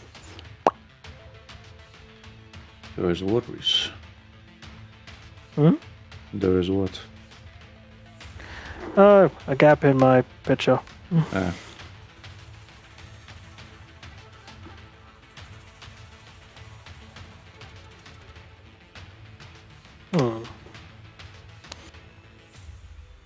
Not that you know, haha. When you use the fill tool, if you have any gaps, it spreads all over the place. I do know, and that's why I don't. And that's exactly why I don't use it. That's why it takes you forever and a day to get things colored. Not to put more salt in the wound, Reese, but that's why my coloring is better than yours. Motherfucker, I at least finish my shit. But it is better. There are no white spaces or gaps that I have to constantly point out to you, huh? I stand by what I said. I get my shit done and it is out. Yeah, with all the gaps. It exists. All It the exists. gaps. I make it better later. All the gaps. Do you though? You just leave it, and then you continue on to the next thing, and then the next thing, and then the next thing. Hush your beautiful face.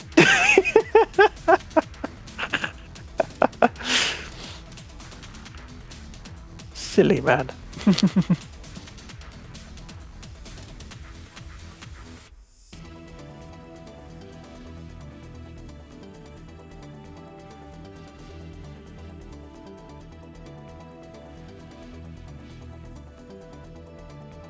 Yeah, I think the fill tool sucks. That's fine. Oh, dear. Also, my As I coloring. say, each Also, to my their coloring would have been much faster if CSP didn't change how the polyline tool works. It used to be much you say you- faster. Did you say you were going to look for a alternative to it, though? For the polyline tool? I mean, if I really wanted to use it, I could download an older version of CSP to use it there. But at the same time, I'm fine doing it slowly. Fine. Fair enough. Because if I ever go back to doing things physically, traditionally, all those skills are transferable. Yeah, it is. It's just a little bit more anxiety inducing because everything is permanent. But yeah, the process is the same. There are no fill tools in the real world, race. No, there isn't. But yeah, how often do I actually draw in the real world these days? Skill issue. My skills are fine, although I do find sometimes I will do Control Z and I don't have Control Z. Exactly. I have to rub shit out the normal way. I guess I'll have to rub one out.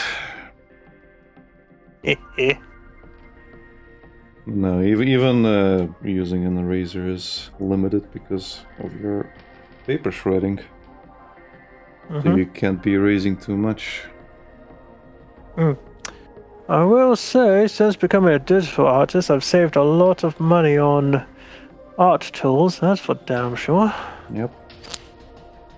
That is true. But it's not as satisfying than when you have the thing in your hands. I will tell you that much. I'm not disputing that. I missed it. But I agree Actually, on the fucking expenses. It's horrible. I think you'll agree with something Stan Lee once said. How he prefers the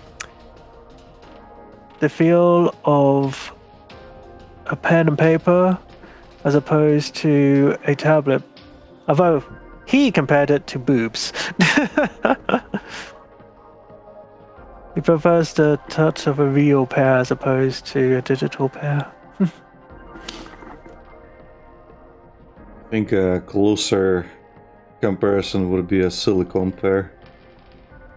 Yeah. I can't remember the exact quote, but I get what he was getting at. Sometimes you just want to hold a book as opposed to, read it on a tablet. Yeah, I get the holding a book thing. Also, Lucas says you guys color things? Yes. I'm doing it right now. Lazy Lucas.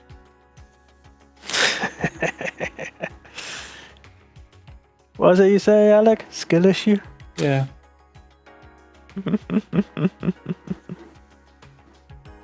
Skill issue, Dio. I argue it's just line confidence.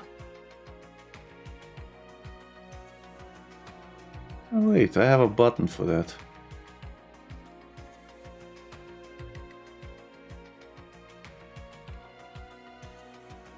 skill issueだよ. There we go, thank you, Fania. Checks in the mail.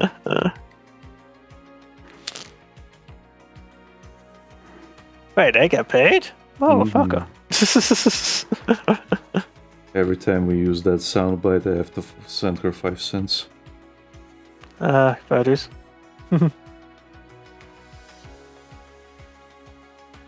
Compensation.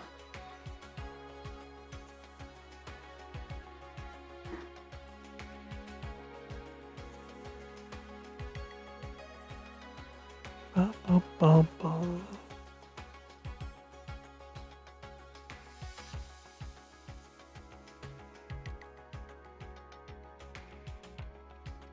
One thing's for certain, I have definitely come a long way from the early days. Yeah.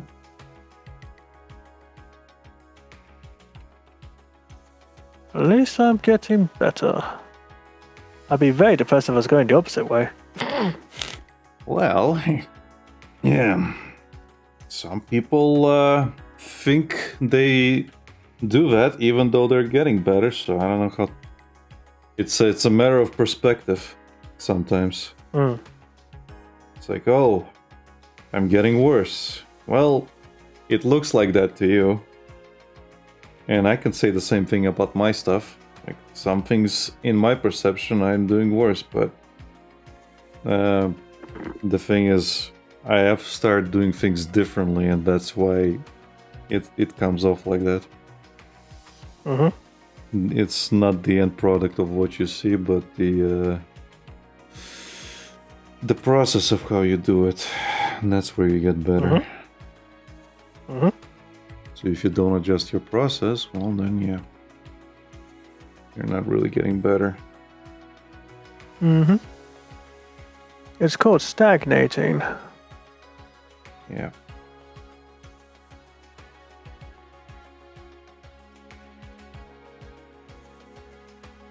I have felt that plenty. And Okay, I looked at some of the stuff that I did when I was in Denmark, and yeah.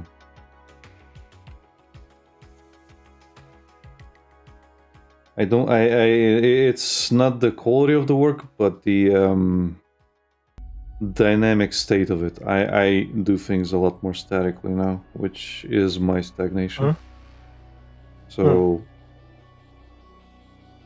if I look at my earlier work, it's a lot more dynamic. There's a lot more life in them, in the characters, and a lot of that has gone away.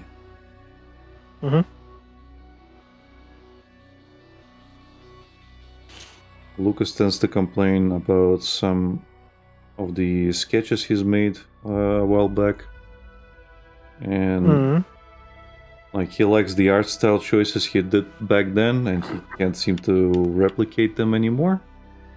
But again, it's just a matter of forcing yourself to keep doing that specific thing again.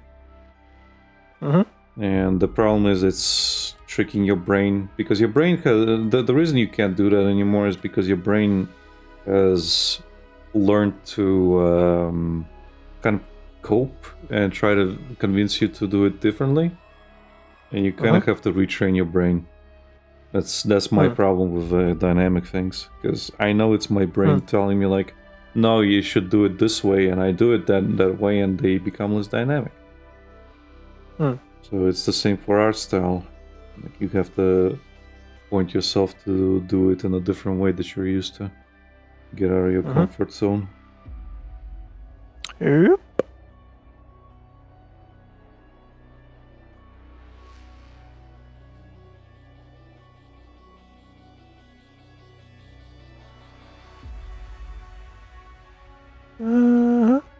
This definitely is my comfort zone, that's for dang sure.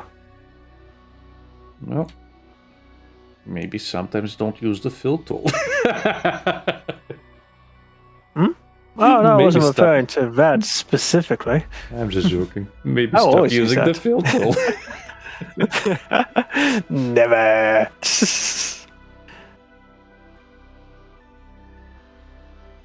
There once was a time where I would even go into fill in certain bits, but yeah, now I do.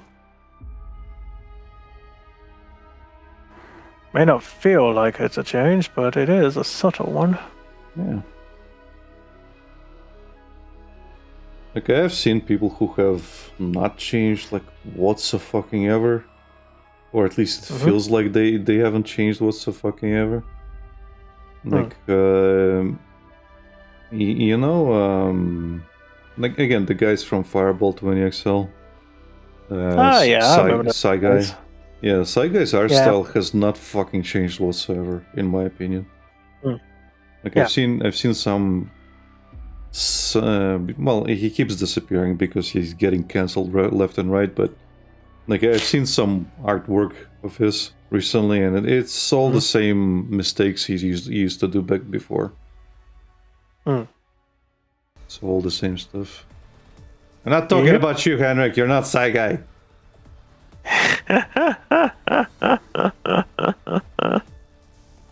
If you're talking about the fill tool, then stop using the fill tool.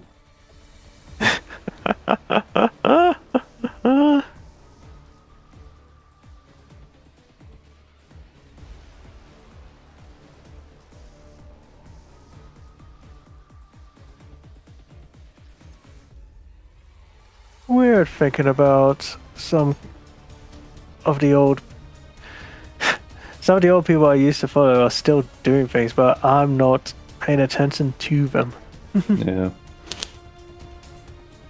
Well, some of them are. Like Some of them are doing. If we're talking about the Fireball 20XL guys, some of them just start doing fetish stuff, and some of it I was really not into, and I was really fucking disappointed to see that is literally the only thing they start doing.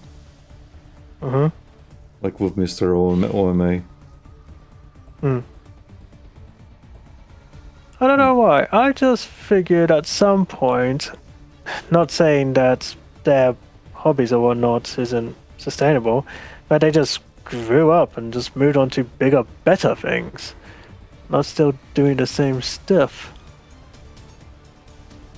That makes any sense? Yeah.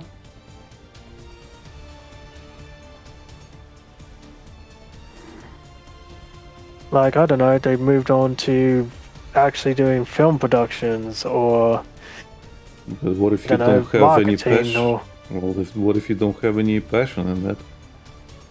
Well, again, I don't know. Again, I never knew them as people. It's just one of those I'll things, just like say. like Spoonie, for example. Like, oh, obviously the next step is to make a Spoonie movie, and he's like, I guess. What would a Spoonie movie even be? And that's all she wrote. Mm-hmm.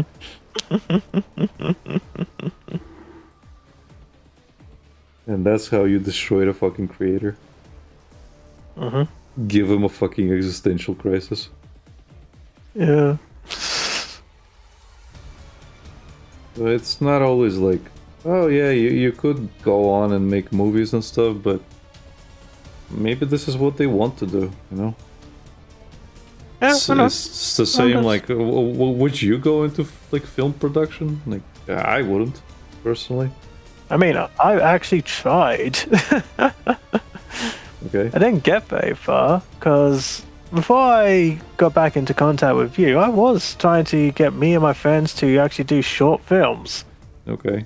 You know, we'd meet every weekend or so and try, and I do mean try, not like stupidly hard, but you know, just put something out there just to practice. Yeah, we knew we'd screw up, but we were just trying and seeing what would stick, kind of Yeah. thing. But of course, we all got our own jobs and then life and kids and marriage, and we just stopped. Yeah.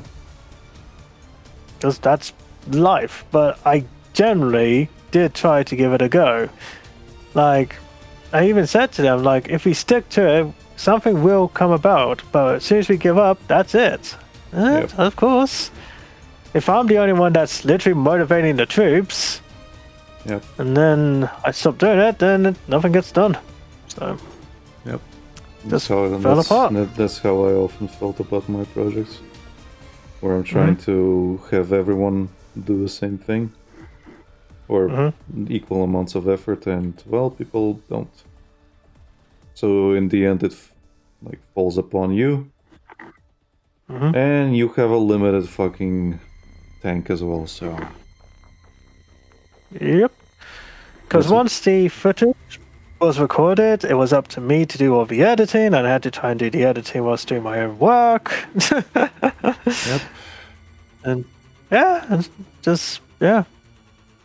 Well, And then that's- also got in a relationship, and yeah. That's essentially hologround for me at the moment. Where all the background stuff is just me. Yeah, that's not gonna go anywhere if it continues that way.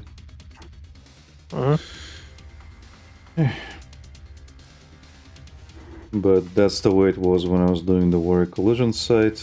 That's the way it went. Just nothing.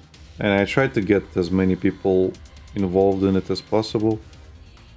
In the ones that were making comics and stuff. Like, yeah, well, Yep. do that, do this. And I wasn't asking a lot. They couldn't even do the bare minimum. That's the thing.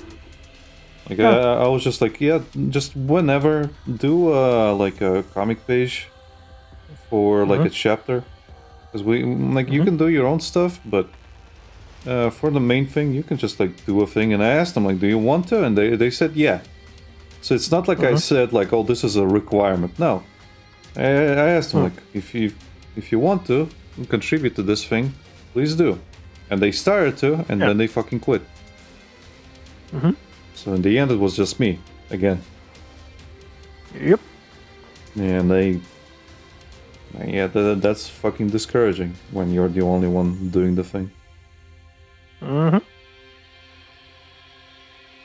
Because, well, again, if people come to your thing and see that there's no effort from anybody else, well, they just kind of lose interest.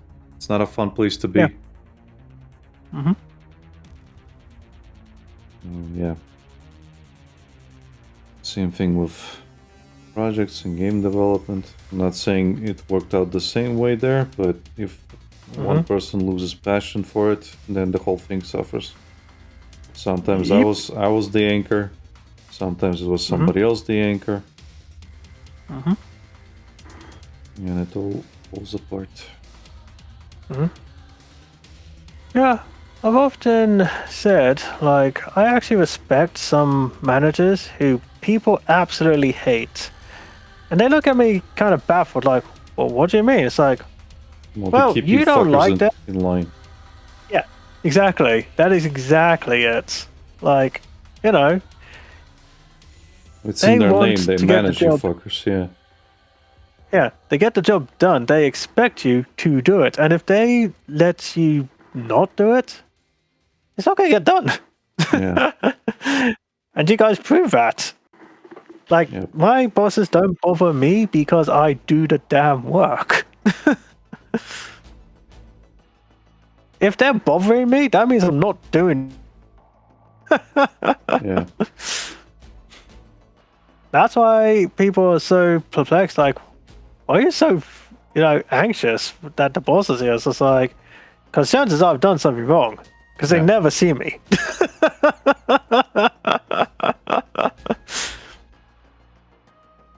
I must admit, most of the time it is nothing serious. Just, checking up or have to go to a meeting or whatever. But Yeah.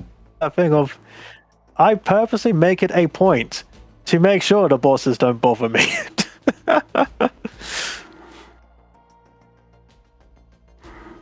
Because I don't like being told off like anyone else. But unlike everyone else, it's that simple logic of, you do the job, they're gonna leave you alone. Yep. Just don't take up anything. Don't fucking overpromise and underdeliver. It's simple as that. Yeah. Because the manager's always gonna ask you to do more. Don't promise anything. Yeah. Like do as much as you are relegated to. Don't fucking do extra stuff, because they're always gonna pile extra stuff on you. But again, it is that weird thing that always catches me off guard, I suppose, where people never seem to understand why their bosses are mad at them. Yeah. Like, oh, they're such an asshole. Why are they always on my case? It's like, really? You're not doing the fucking work. I can tell you a bunch of things. I'm also mad at you. Would you like to know why? And it's like, how do you get them off my case? Like, do the work. I don't wanna. Then why are you here? Paycheck, obviously. Yeah, so do the work. But I don't wanna. Fucking children. Well, you gotta. Yeah.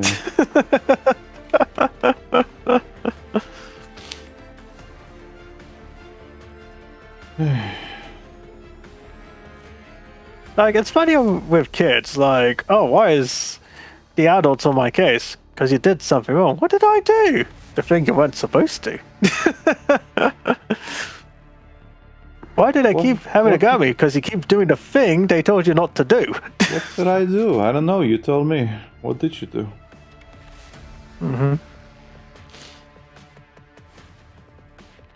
Why do you think I'm mad at you? Why is so mad at me? Because I hit them. Oh, let's find out. Hits them. Why did you hit me? Oh, are you mad, bro? Yeah. Duh. I mean, I didn't hit them that hard. Not like what you hit me just now. I'm gonna talk to Believe it or not. I'm gonna talk to HR. Trust me, kid. I wasn't even trying. Well, what's that? You want me to hit you harder? Because I could. Then you can get HR involved. Yeah. Ay, ay, ay.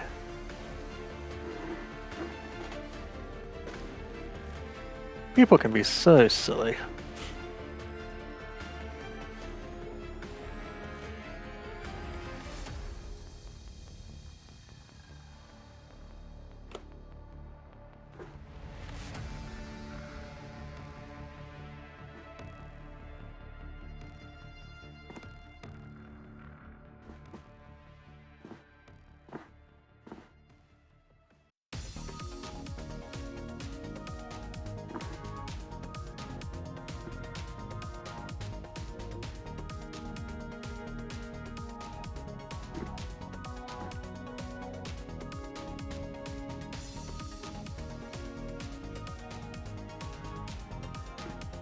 We at Hologround do not encourage child violence. We do, however, find it very hilarious. I do. I encourage it. Against my lawyer's wishes. Hear that, Lucas? Childhood violence is funny, especially when children are committing it against themselves.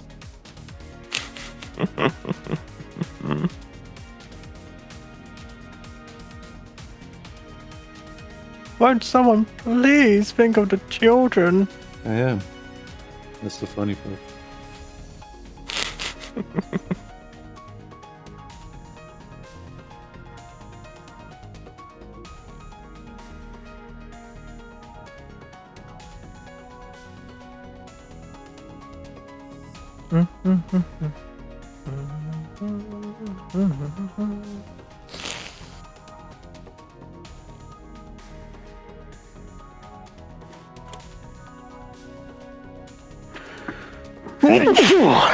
Bless you. Thank you.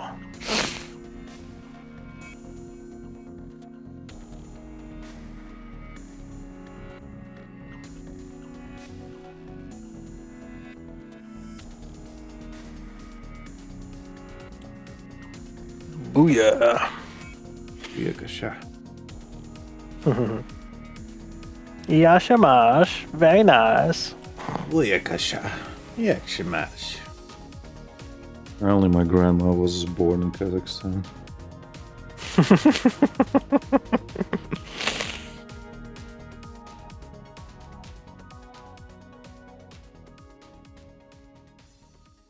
Don't know if there's any blood ties in there or if she just was incidentally there when she was born.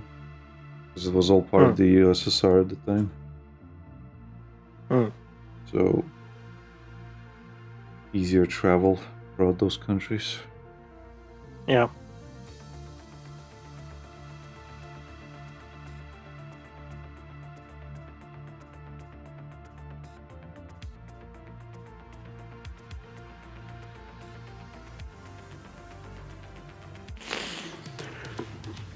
Lucas says, as the legal representative of Hologround, most, if not all of Oleg redacted words are meant to be satire and should not be taken seriously. Unless stated otherwise. Which I'm doing now. Fantastic.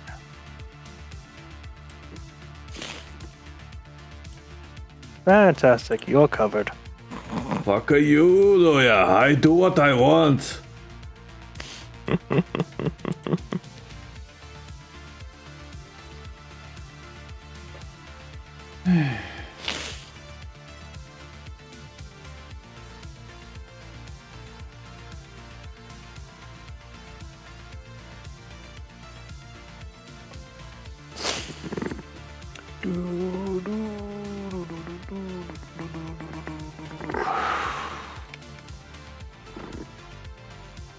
I'm still struggling to get paid for that one commission. It is Which annoying. one? Well, the Jiangxi one, I guess. I haven't posted it because I haven't been paid fully. Ah, I see. It's been like, what, 2 months now? Has it really been that long? Yeah. Are they doing pay in installments or? They should be. Oh dear. Yeah. and confronting them about it, and they keep pushing it. Getting really fucking annoyed. Feel like a fucking loan shark, but without the privilege of breaking somebody's legs. Because Lord knows, you'd love to. At this point.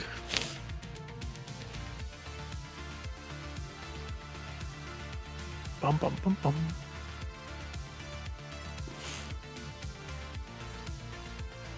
Well, as you've said before, like, you can understand when people are having trouble or what have you, just be upfront about it. Well, be upfront about it, fucking communicate, because I always have to fucking initiate it.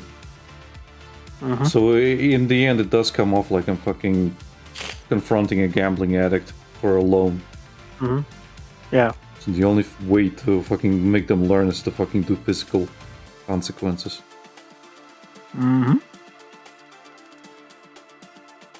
How do I know? I'm related to one. Oh, I'm aware. I'm certainly aware.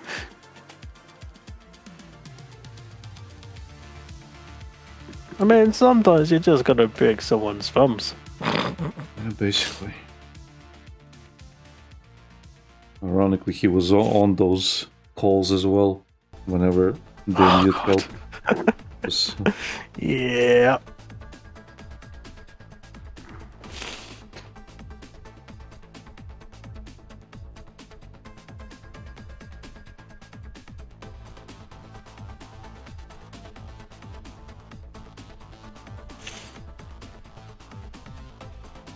I don't know why people seem to think we want to be the bad guys here. It's like, you make us do these things. We don't want to do them.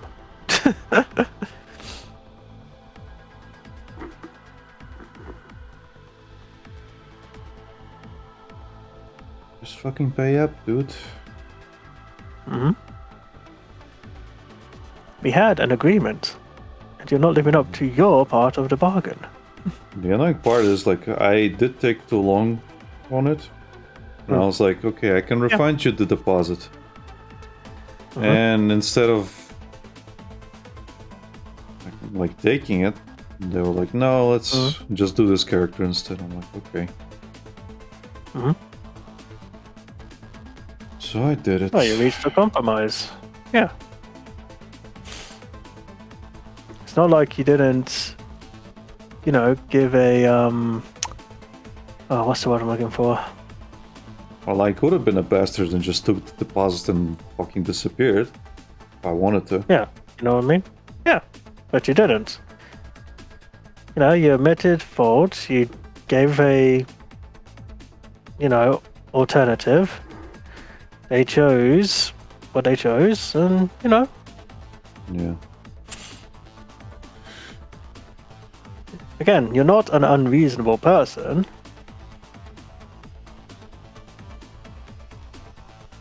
As you said, just, you know, communication.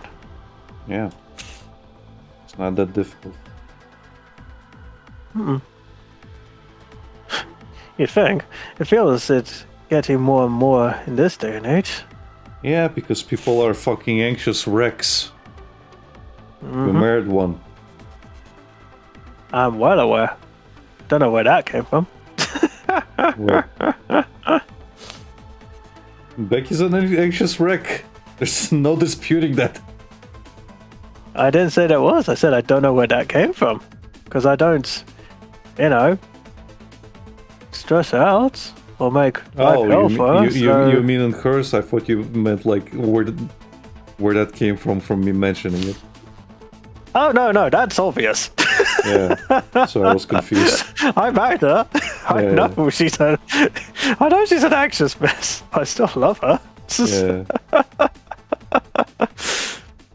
You know, there's plenty of streams that show her being an anxious wreck. Yeah, and hunger.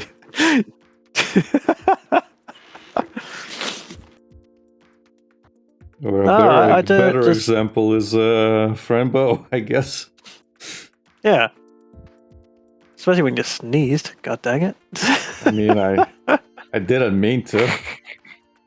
I know. For once, I didn't mean to. Yeah, as I said, it's like, I don't know where that anxiety came from. Well, I have a few ideas, but I don't know.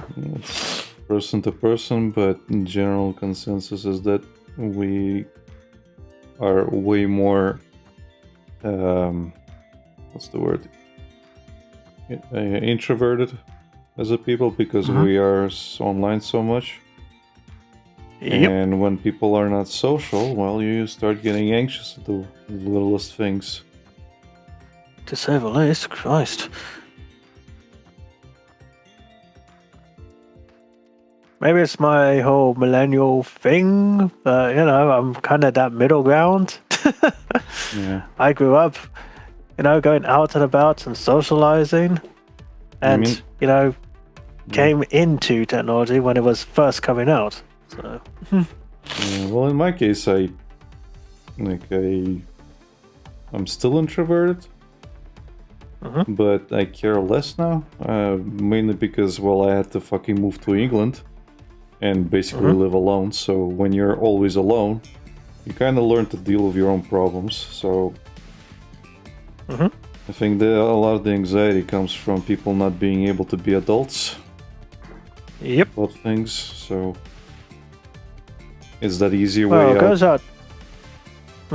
It goes without saying that when I went to university, I met you and all the others. I definitely grew as a person. That independence, being by myself, really helped me. Yeah. But obviously in my wife's case, she moved in with me and has been with me ever since. She hasn't really had the chance to just be alone and learn to grow up, essentially. Yeah. And I know for a lot of people in this day and age, that's harder to do with the increase of prices and everything else. Well, I'm of the opinion that people the whole idea that you have to move out is very American. It's at least in my country, it's very normal for you to stay with your parents because it's cheaper. Yeah. Even my grandma was like, when we were talking about things, she's like, I don't remember who I was telling her about, but basically I told her that a friend of mine was like moving out, and she's like, well, why won't he just stay with the parents? I'm like, because he wants to move out. And she couldn't understand that.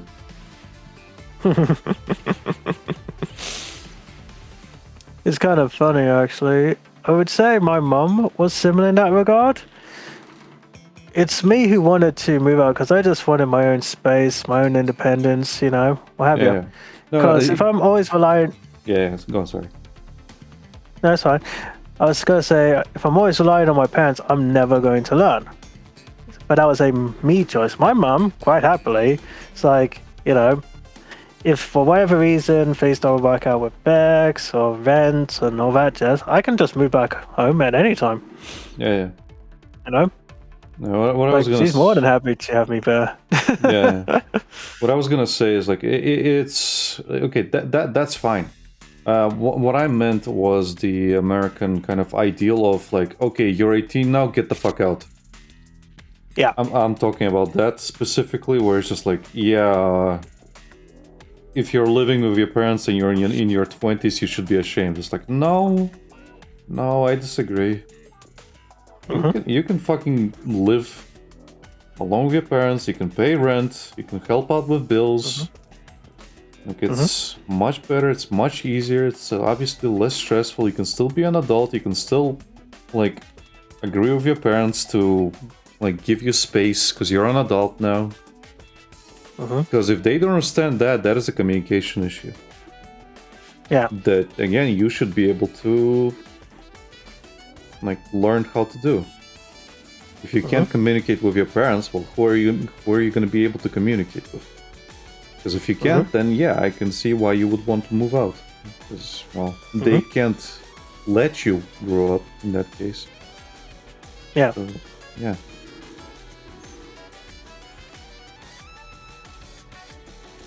But again, it's the idea like in America where it's like, oh no, you're fucking 18 now, you graduated, get the fuck out of my house. Mm-hmm. So I don't understand that aspect. And a lot of people who grow up with that idea think, like, oh, I'm a fucking loser because I'm just living with my parents still. And it's just like, no. Don't mistake convenience for fucking failure in life. It's literally just convenient. You can't afford it. Yeah. Why would you put yourself in the worst fucking place in life just to be like, for appearances, for imaginary fucking people? They don't exist. They don't care about you. Yeah. And if anybody does like tell you that shit, like who cares? Don't be friends with them. Yeah. Clearly, they don't care enough for you to like be financially stable if they think that. Oh yeah. That is certainly something a lot of people need to understand. You need to do things for yourself, not to please other people. Yeah. Of course, that's my opinion. Not everyone agrees with it, and that's fine. Guess what, though? I don't care. Yeah. And again, it's one of those things where it's just like household to household kind of thing. So it depends. Like in my friend's case, he lived with his family for a very long time, but he was paying most of the bills. Like, he was working a good job, he was just living in the attic by himself, and he was financially supporting the family because he had a good job and he didn't need to like move out and do stuff. But then when he got a girlfriend and they got married eventually, he moved out. Yep. They got a good, nice apartment in London. You know, there's a lot of people I do know who are in that same kind of situation. Like, they live with mum and dad, but they're helping out with the house, not just mooching off them. Yeah, exactly. That's what I mean by convenience. So, convenient for both parties. And as you said, once they get a partner, they move out quite rightly and try to make it on their own. Yeah, but even like when you, like, sure, you got married and you got kids, like, your parents can help out with the kids. Like, they're more than happy to, usually. Oh, believe you me, they definitely are. So it actually helps you to have a fucking like love life, the exact opposite of what you think. It's always funny to me when people are talking about their kids and, you know, their parents. Like, I don't know how to explain it. It's just like, your parents usually are the ones that are like, oh, when are you going to have kids and whatnot? And they are over the moon when you have kids. They want to be involved in their lives. And some people are like, oh, I don't want my parents helping me. It's just like, why the hell would you not? Yeah. Well, I guess I understand if you had like a bad relationship with your family growing up. And that's a whole other thing. Yeah, if you think they're going to be treating your kid just like they treated you, then I get it. But again, usually you want that fucking help, especially when you're just becoming a young parent. Oh yeah.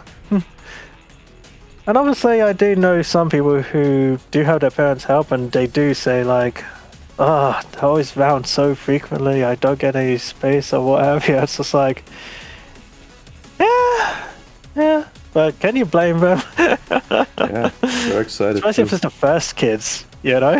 Yeah. This is what it is.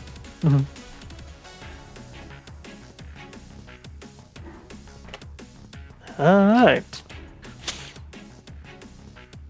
I don't know about you, but because I've got work in the morning. No worries.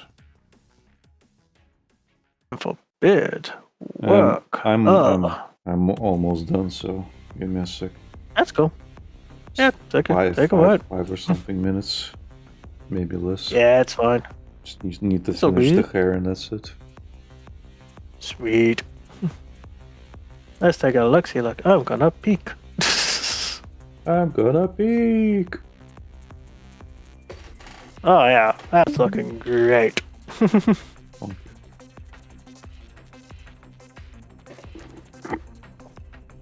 Although I must admit, I do blame Lucas. Had you not told me the story of this character, I would have thought it was an Uma. You know, she looks like Super Creek a little bit as I'm drawing her, doesn't she? Yeah, just a little. Kind of I'm looks. sure it's a coincidence. Yeah, no, it's just the way I drew her face. I made it a lot rounder, and Super Creek has that fattier face. So I think Okay, I got you. I think that's why. Mm. Plus, the art style is the way I drew it is also, I guess, similar. Well, admittedly, it is your style, so. Yeah.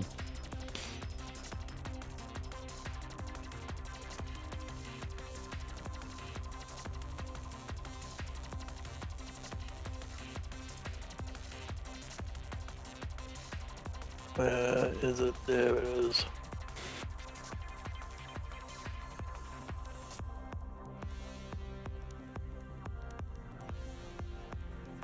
When are you submitting this page, Reese? Friday. I still have to do a few speech bubbles, but I'll save it.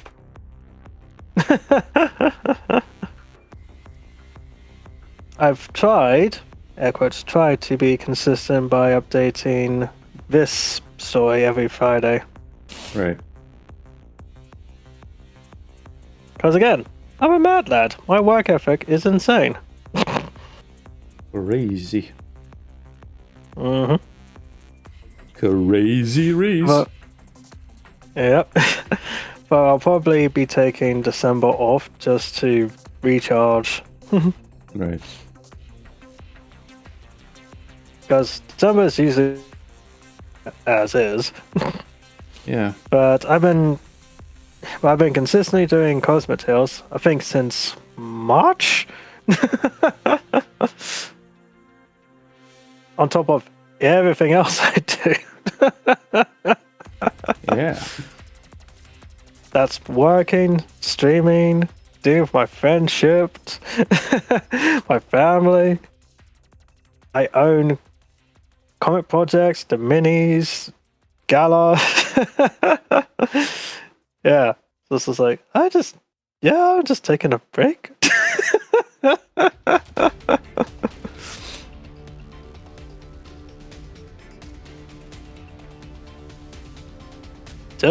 Crazy Reese. Just crazy. Crazy Reese. And his crazy projects. Oh yeah. Hell, today, for example, I went to work. I stayed overtime for 2 hours. I saw my brother and mother. I had dinner with my wife, and I've been streaming now. That's my day. Today. Yep. If that's not keeping yourself busy, I don't know what is.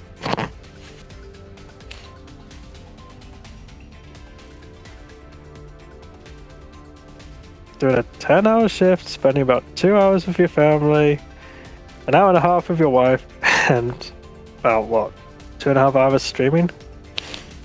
Closer to 3, but yeah. Yeah. 'Cause we also Obviously, talk I don't do this. outside. Obviously, I don't do this every day, but yeah. Just an example of a busy day for me.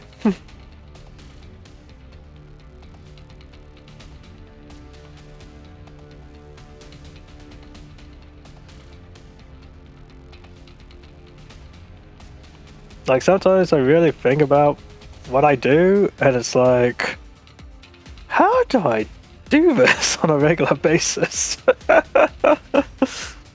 You grit your teeth, you just pummel through it.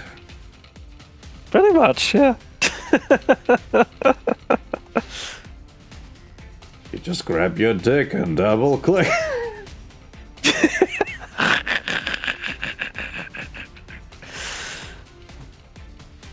Yeah, nutter.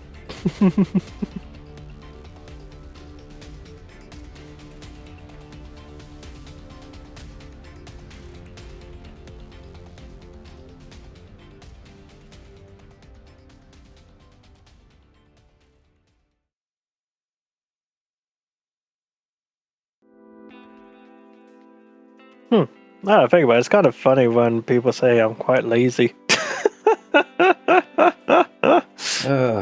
But Rafa, you don't know the half of the things I do. Very true. I'm the lazy one. Truth be told, you do a lot in your own way. Your own lazy way.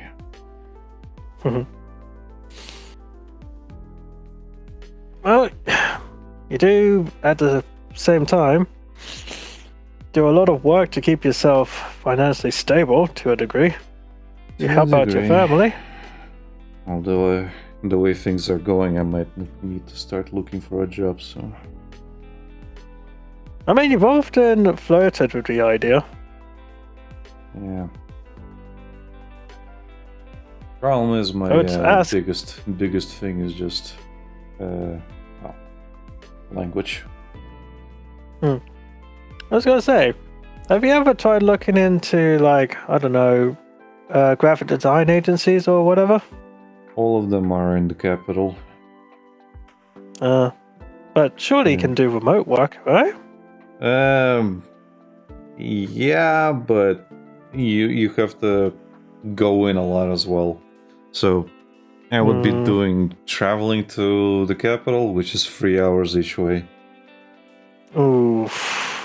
Yeah, Okay. I don't live far from the capital compared to some fucking countries.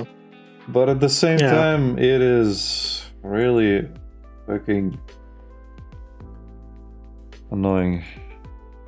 Not that other people don't do this. Yeah. It is an option out there. I'm just saying. I'd prefer to just have a part-time job somewhere in the vicinity that doesn't involve any graphic design work. I'd rather do fucking retail work as a side thing. Fair enough. Yeah. Nothing wrong with that. Yeah, the only issue is language as usual, so I need to figure that out. I'm sure you'll work it out. Yeah, we'll be fine. I have an idea. Yeah. We'll see how it works. Anyway, we'll stop here. Thank you everybody for... Oh, before I do, whoever this says, I mean, here it doesn't matter as each state has cities and stuff. Yeah, you're from Germany, right? Whoever this... I forget.